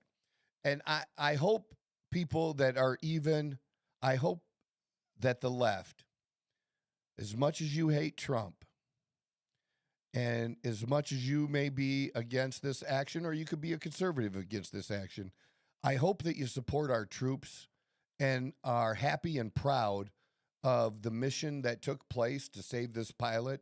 Because you should be a proud American today. You should be a proud American today. I am. I mean, I am absolutely. That what they did was absolutely phenomenal. And I think our military, I like seeing our military being, again, the baddest fucking military on the planet. Yeah, absolutely. Why not? I am. And I hope we can show enough strength through this that people are like, yeah, we really don't want to fuck with them for a minute. I hope so. I hope too.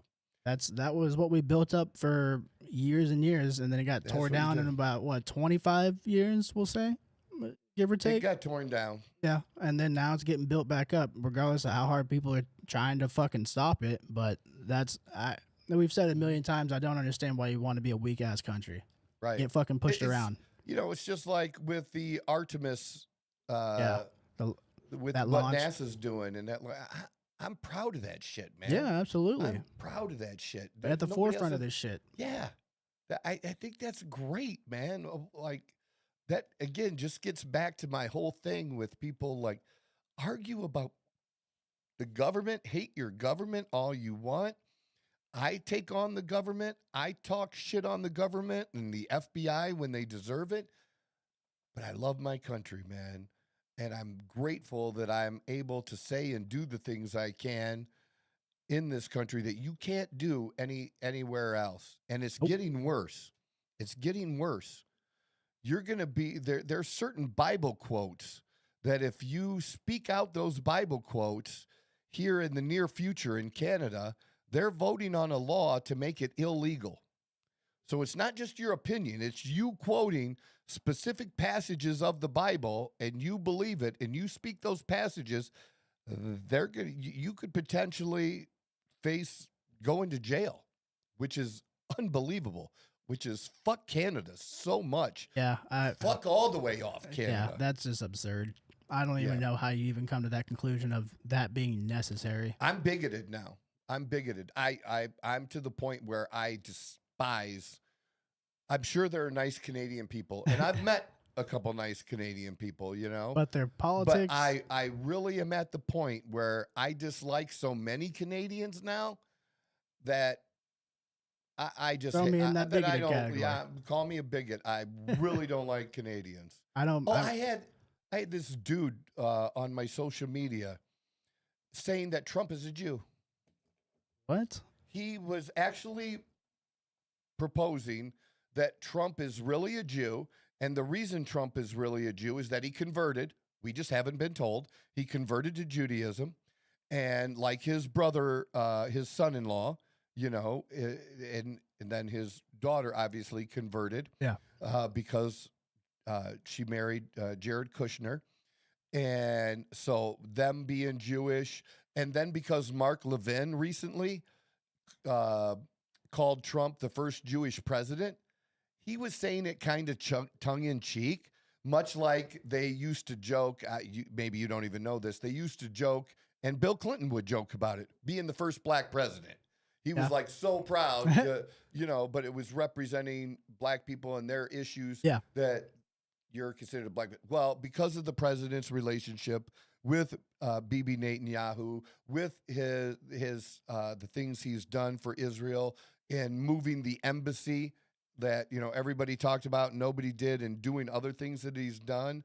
That it's symbolism, him saying. But this dude was actually trying to tell me that, and because I said, and with his tone, he really sounded racist against Jews, but then wanted to come at me like, oh, you're one of those people who can't say anything about Israel. No, you obviously don't listen to enough of my fucking content, because if you did, you'd know that I'm not over here with Candace. I do not have Israel derangement syndrome. Okay. And I'm not over here with Congressman Fine, and basically I believe he wouldn't agree, but Israel first. Yeah. A Zionist is what they would be referred to, right? Yeah, but if you look at the real definition of a Zionist, I'm one of those weird people that I don't take it to the extreme as some people do. And I don't think Jews are better than me. But I do believe the Bible that they were the original of God's chosen people. Okay. But I believe through the death of Christ and the resurrection, which we celebrated yesterday, that puts me on an equal plane as a child of God, just as Jews are children of God. That I'm on an equal plane because of that. I don't think there's this hierarchy that he likes this and that, you know, because we're not Jewish, that we're the stepchild. Exactly. I don't feel that way at all. But I did believe, and you know, I'm not a Bible scholar, but just in my own basic reading that, you know, you treat Israel well, you get treated well. You don't treat Israel well, you're going to get that consequence too. That it was always maybe a smart idea to maybe be on that side. Does that make sense? Yeah, it makes sense. And I think it's biblical. Maybe I'm reading it out of context. I don't know. But I'm not a radical about it. Yeah. You know what I mean? Yeah, and I'm just here. I just don't think people should be called anti-Semites because they have questions or because they say certain things. And I'm not saying, you know, Netanyahu's a good person. Like, to me, basically, the deeper I get into all this shit, the one disappointing thing that I'm having to grapple with is because I have such a more powerful worldview of being positive and putting good shit out, getting good shit back, you know, the karma and all that, is is I'm having to fight this feeling of, God damn, is everybody a fucking crook? Is everybody bad? Are there no good people in positions of power anywhere? Feels that way. I'm feeling that, man, and I don't like that feeling. I don't want that feeling. None of us do. I don't want to believe that. I want to believe that we still maybe outnumber them by a little bit. You know what I mean? The good always prevails in the end, type of deal. Well, and I know that it does. Yeah, because I have that Christian belief, and I'm going to tell you something, especially since you and I and Leo had that conversation before, that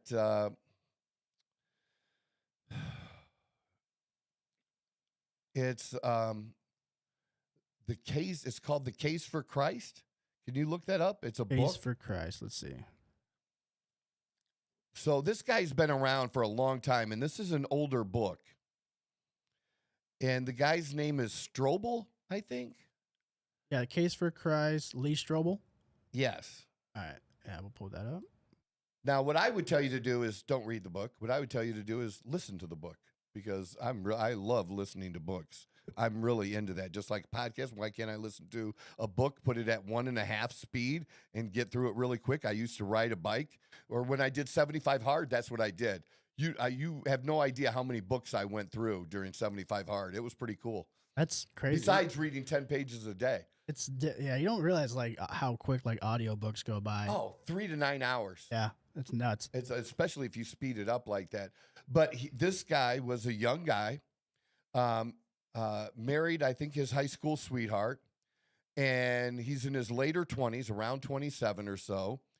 And, I think he's a little bit of a pothead. He's, out there. He's, a wild child. And his wife comes to him. He's an atheist. And she was too. She was not really an atheist. She was, I guess, more of an agnostic. She didn't know what she believed. She didn't know whether she believed it or not. All right. And she came to him and said, hey, I'm going to let you know I'm going to become a Christian. And his first thought was, well, we're getting a divorce. But he really liked, he liked her, loved her, the relationship. And so he thought what he would do is, because this guy's a researcher, right? This is what he does. And so what he decided to do was prove that the resurrection didn't happen. So not just everything, literally prove that the resurrection didn't happen. Okay. And he spent 2 years on it. And he became a Christian. Wow. Because he said that all the evidence, that there is all this evidence that when you take it and put it all together and do this work, and his goal was to prove that it wasn't true. But as he got into it, from not just, from scholars, from every angle, it put together this case for Christ, that not only was Christ real and here on earth, that the resurrection actually happened. And it's just, I think or at the least, if you don't want to read the book, watch the movie. Listen to the interview. He was interviewed, I believe it was Tucker Carlson. Okay. So look up Lee Strobel and Tucker Carlson, and you should be able to tell. I highly recommend that to people. I haven't read the book yet, but I'm going to. But it's a book that's been out, like 20 years or something like that. But very, very powerful book. And he's not the only one that's done this. He's talked to other people that tried to do the same thing he did to prove that Christ didn't exist. Yeah. And everyone that's, scientific and journalistic and wants to prove, all come to the same conclusion that it's real and it happened. It's actually very interesting. Now that you're bringing this up, my buddy that I live with, he was telling me about this. He couldn't remember the name or the name of the book. Isn't that interesting? He was trying to tell you about it, and I'm telling you about it now. Yeah, and then remember how I was talking to you about LiDAR? How crazy LiDAR is now? Yeah. So we've had the conversations like I'm not like, I'm not a very religious person. I'm still trying to find my way like on just answers that make sense to me. But it was interesting that this story came out because these guys were basically just going around trying to find Noah's Ark, and they used LiDAR to find it. And do you want to know where I didn't know that. Want to know where they found it? At the fucking. I know that it was found. They found a fully preserved fucking boat that they said with corridors, rooms, and everything that could house elephants, big enough for that. They found it at the top of a fucking mountain in like fucking Sweden or some shit like that. I remember when that happened. And the fact that the Bible pretty much pinpoints exactly where it was at, like to a T. Like they didn't need LiDAR. They used LiDAR. They didn't need it because the whole time the Bible had the coordinates. And it was right there. And they fucking were like, fine, let's just go there and see. And when they found it, they were like fucking blown away because it's a giant fucking ship, fully preserved. There's and also what backs up the water level theory with that as well is nearby this ship is that there's like seashells and like water fossils, like aquatic fossils. So the fact that they were able to find all this with physical visual evidence, it makes one ponder a bit, makes them think a little bit. Because I'm not saying that maybe everything that means everything in the Bible is true and that we should take it 100%, but there might be a lot more in there that's true than maybe somebody like me thought in the first place. Yeah. So it makes me like think about stuff like that. And I am one of those guys, like I have to see it. Like, I'm sorry, like I have to see it 100%. And if there's enough evidence, I'm willing to like make that next step and say, okay, there's a lot more merit to this. This probably was legitimate. And this is one of those cases where I teeter-tottered a lot. Sure. And it's stuff like this that makes me lean towards true more often than not, because like, how can you refute that? If a man that's much more educated than you, and he's been studying this, and he's like, yep, this is it. What is a little surprising though is that it wasn't found 100 years ago or 200 years ago. Do you know what I mean? Yeah. Like there wasn't somebody that was interested in finding it before. Yeah, that it's in our time that it's found. I think I don't know. Maybe that's part of the. I don't know. Maybe that's part of the crusade against Jesus is trying to fucking suppress all this evidence so more people are less willing to believe in him. Oh sure. Like I think about like back end stuff like that. Let me see exactly where it was found though. I can't remember the exact location, but. Well, and that just gets to like getting, that shit's way over my head, getting into debates about Christianity versus Islam. But what little I know, I just believe that, that what they tell me, I've never read the Quran, so I don't know. Yeah, I haven't either. And but in there, I mean, they do account for Jesus. They just don't account for him as the Son of God. You know what I mean? Yeah, they say like he's just another prophet. Yeah, he was just but that's acknowledging him, and then it's either he was resurrected, and the Bible and Christianity is true, or he wasn't risen, and Yeah, like you can't have it like you can't have Jesus in there the way that they have him, because that's not what he said. Yeah, he literally. That's why that's why the Jewish priests and people disliked him, because not just of how he talked and was so knowledgeable of about the laws of Judaism. Yeah, but that he claimed to be the Son of God. Yeah. Mm-hmm. So, like, you either believe that or you don't. It's either true or it's not. And that's why it was more important to focus on the resurrection, so that the resurrection happened or it didn't. And if it did, then this is what is true.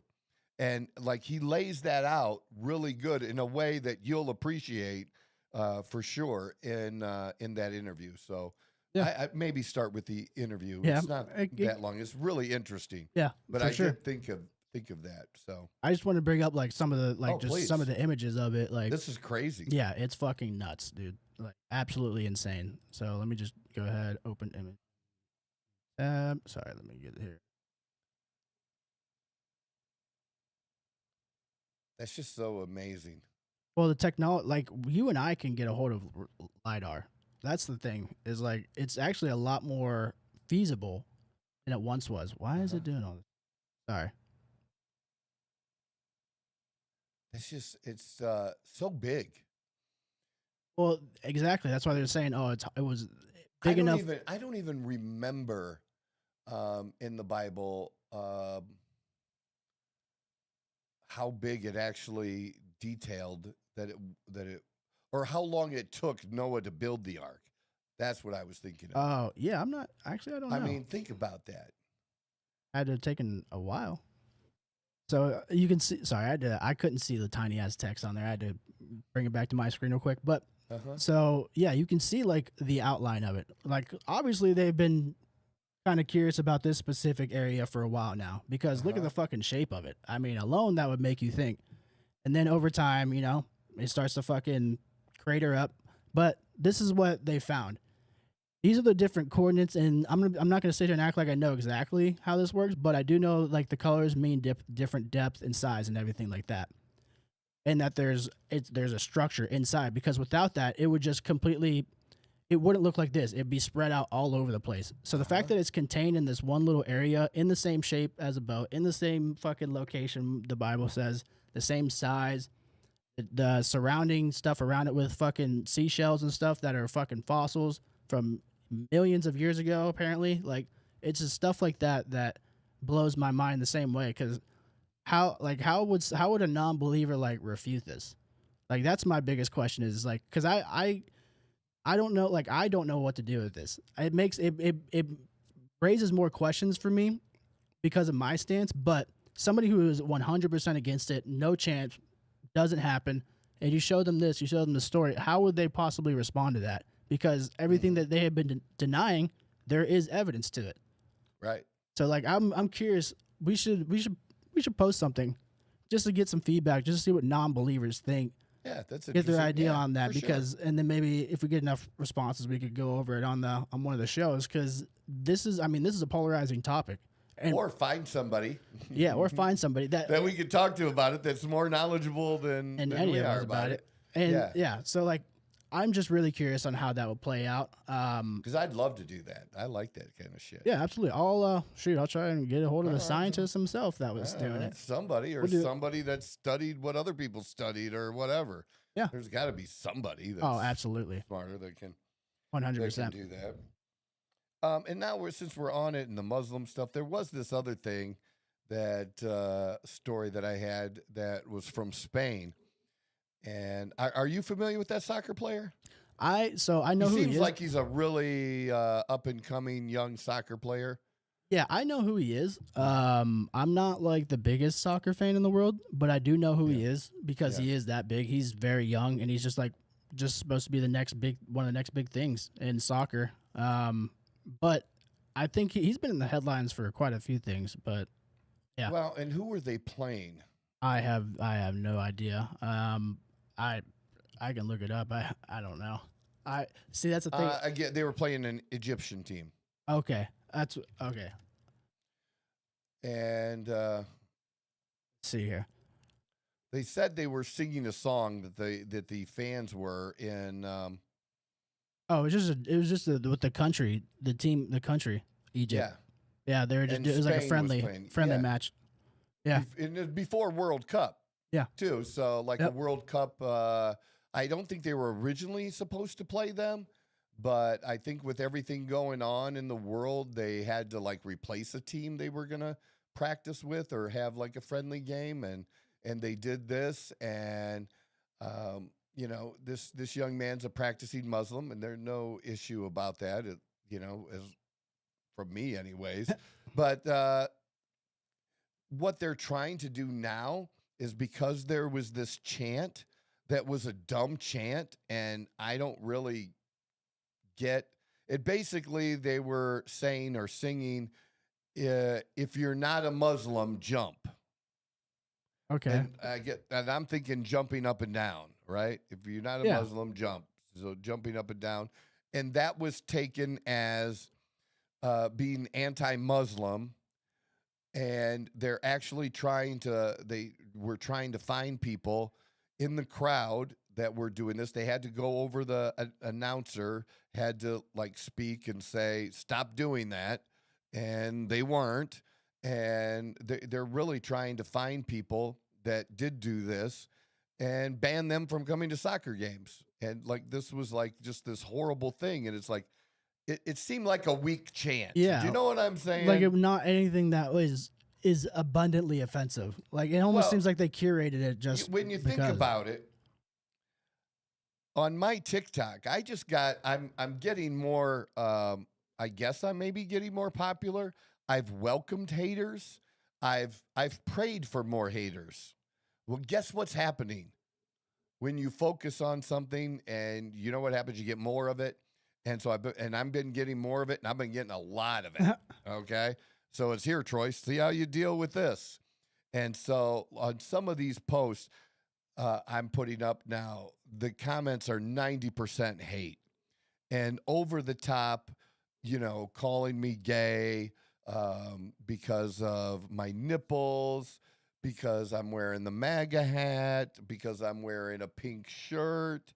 Like, it's just off the hook. But I actually got a private message sent to me where, do you have that? Could you put that up too? Do we have your TikTok on here? Let me. Oh, I didn't know. I sent it to you on your phone. Oh, yeah, I can pull that up. Yeah. So on TikTok, the guy basically in all capital letters, so he's yelling it at me, right? Called me Nazi and said I should kill myself. A Nazi piece of shit. A Nazi piece of shit. You should kill yourself. And I don't do this often. I don't because I'm not a pussy. I don't turn people in on social media platforms to get their comments removed or banned or to ban them. But occasionally I do report it for the purpose of what you'll see here was so interesting. You'll see the comment, but I didn't send it to him. But I also have the reply from TikTok, which said there was no violation found. Just crazy. And I'm just comparing that to if I actually spell out the word pussy and call somebody a pussy, that I'm going to be banned for a minute or have the comment removed, or I have so much, of my content still today, even with things being better, I still have so much of it that gets fucked with. Yeah, absolutely. Or gets shadow banned. Shadow banning is real. I've been shadow banned on X. I mean, I've even gone through Chat GPT and Grok, and they're like, yeah, dude, you're like fucked. You've been shadow banned. And to get out of being shadow banned is like so hard. But here you go. The person has 0 following and 0 followers. If this isn't a bot account, I don't know what is. Just a burner. Yeah, a burner troll account. This is what somebody just made, and this is where they get to go on and be what they think is anonymous and, say things to anything they want to people. And if that account gets banned, who cares? Because it's not their main account, or maybe they don't have a main one. Maybe they have it. Just so that you have this account, think about it, that you're so wrapped up in this that you create an account that you can just waste your time doing this. That's it. I would say this requires more effort than anything else. It's unbelievable. You're switching between accounts. If it gets banned, you gotta make another one so you can keep doing this, and then you're actively looking up the person that you're trying. This takes time to act. Being a hater does take time. It is a 9 to 5 job. Yeah. Especially when it's you're against you because of your alignments with politics and religion and everything. They go out of their way. They have more time than you do, Troy. And I have time. But I don't have time working. And yes, I'm saying, and you have time to look at it and be like, and just get a good chuckle at it. These people, he's probably fucking doing this for like a half hour, thinking the perfect thing to say to you, watching your videos, hate watching it, and then coming up with it. Kill yourself, you Nazi piece of shit. Yeah. Now that sounds a lot worse to me than if you're not a Muslim, jump. Yeah. Oh yeah. Do you understand what I'm saying? Absolutely. 100%. I think it's a little bit worse. Well, I would have to agree with that. Absolutely. Because first of all, it's unwarranted. Like, I'm not going to sit here and say what happened in that soccer game was okay. I'm not either. But it's in a public place. Like, the context is different. This is like, he's just going straight after you and telling you to kill yourself. Like, there's nothing about it. He doesn't give why. He's not saying what he disagrees with you about. Maybe he doesn't like your looks. He's not saying anything about it other than kill yourself, you Nazi piece of shit. Mm-hmm. This is somebody purely fueled in anger and hatred. Yeah. But it's curated themselves.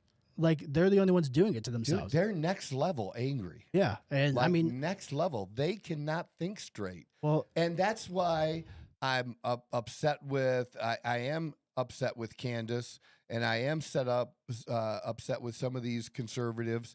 It's not okay if we lose the next election. It's not okay if we lose midterms, because these are the people that are going to rule the left. And whatever you think and whatever you're unhappy with Trump or his policies or the promises he kept or the promises he didn't keep in your mind, that's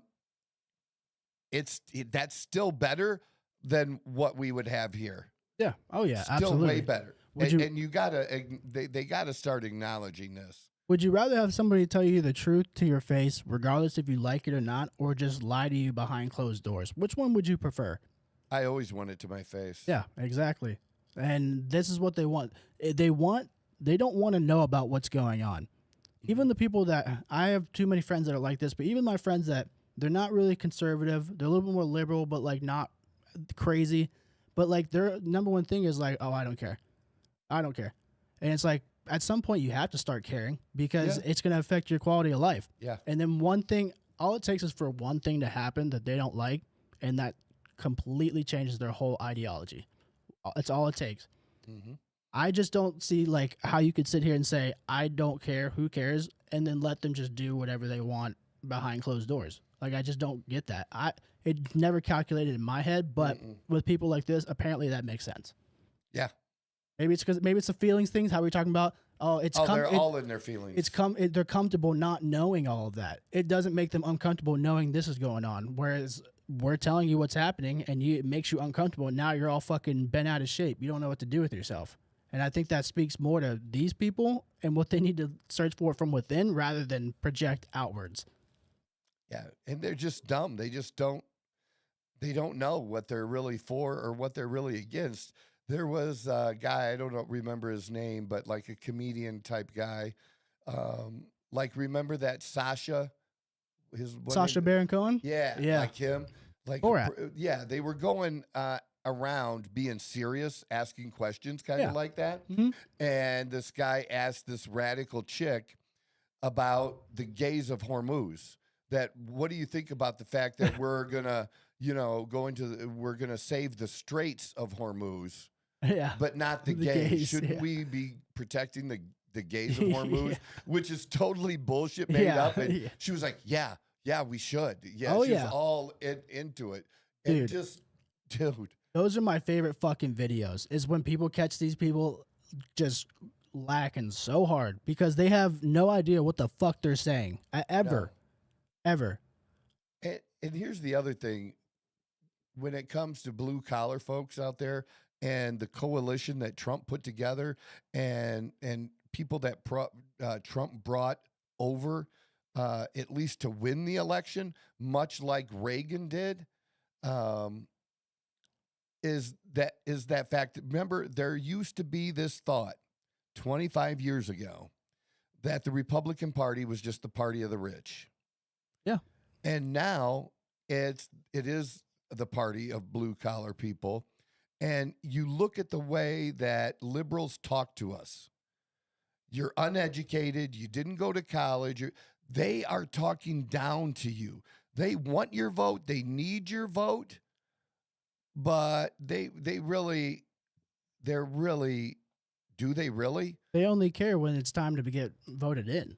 Yeah, that's the only time they give a fuck. They hold their degree over you like they're a better person because they have a degree and that they're smarter, and they're not. That never used to be a thing. It used to be that they wanted, that was the people they championed. They no longer champion blue collar working people. They make fun of plumbers. They make fun of plumbers as if they You're don't make really just good money. a plumber. Yeah. They serve a very important part in this society. And kind of just real quick deviating a little bit off the subject, that's the one thing AI won't be able to do is fucking fix a pipe. Yeah. Or put a building up. Of course, right? So like stuff like that, I think is where they're super, super important. And the fact that there's a need for those types of jobs, that's not good. Like the fact that more and more people are opting not to do that shit, like it's gonna be kind of weird moving forward with construction and all that stuff. But I just wanted to bring up this video just because it's always worth just showing the people, like just getting the word out there. We don't have to watch it, but this video, I always reference this now. One that I always reference this because it is like the most mind-blowing shit that she just completely fact checks everything that they've tried to say over the years. And it's the context of who it is, an educated black woman who's been studying this her entire life. I genuinely we should maybe like a side video or something. We should get one of these fucking radicals, have them watch this video, get their reactions and their responses and shit. Yeah. Because this is a great video. And there's a lot of black people making videos, and because I have Alante McCulley on my social media now, and the fact that we interviewed him, I'm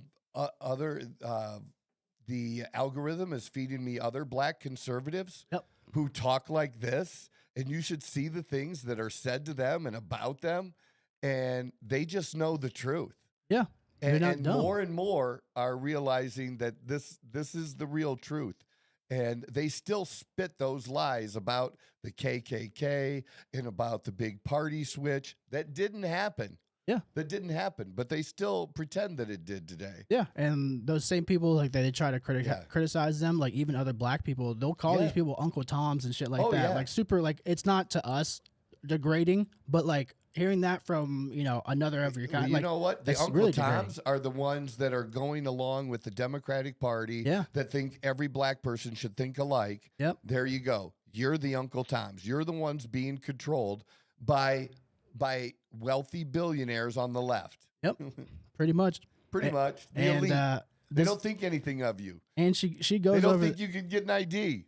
Yeah. Yeah. That's what I'm saying. Like, it seems like it's pandering. Why would you be so okay with being pandered to? I don't get that. And now they don't even, they believe that they have such an exclusive control of the black vote that they don't have to pander anymore. Yeah, they don't have to consider them. Yep. They don't have to consider black issues, because what's number one to the Democrat Party now is not, if it's a racial issue, it's not a black issue. Nope. No, it's illegal aliens. Yep, and the illegal gay community. aliens. Yep. That's the new vote. 100%. I agree. Actually, I never thought about that, but I agree 100%. They do feel like they have the black vote 100% secured, that they do not have to do it pay anymore. Attention to them. And now they're moving on to the next. And finally, because of that, like they're finally realizing we even had our own guy in there. Yeah. What did he do for us? Yeah. What did he do for us? Yeah. Just more of the same of the Democratic presence of the past. There you go. And I'll leave it off with, if anybody's curious, just look up President Lyndon B. Johnson's quote about black people. That's all I'm going to say. So there we go. That's our wrap for today. I appreciate you coming in, taking over for Leo behind the controls. We'll have you back on the couch on Wednesday. Yes, sir. Right? Yeah, did my best. It was a nice little switch up. I like this. Yeah, for sure. And the rest of you, join us Monday, Wednesday, and Friday around 9 a.m. Arizona time. Sometimes we're a little late. We were pretty close today. Weren't we? Like 5-10 minutes? Yeah, I don't think we were too far off. I think that's good. And please hit the subscribe button, pass along, especially our clips. We're getting more play with those on Reels. Besides TikTok, we're on almost every fucking platform now. So just help us grow. We appreciate you, and we'll keep doing this. This is the Outlaw Apostle Podcast. I'm your host, Troy Neff. I'm the fucking guy.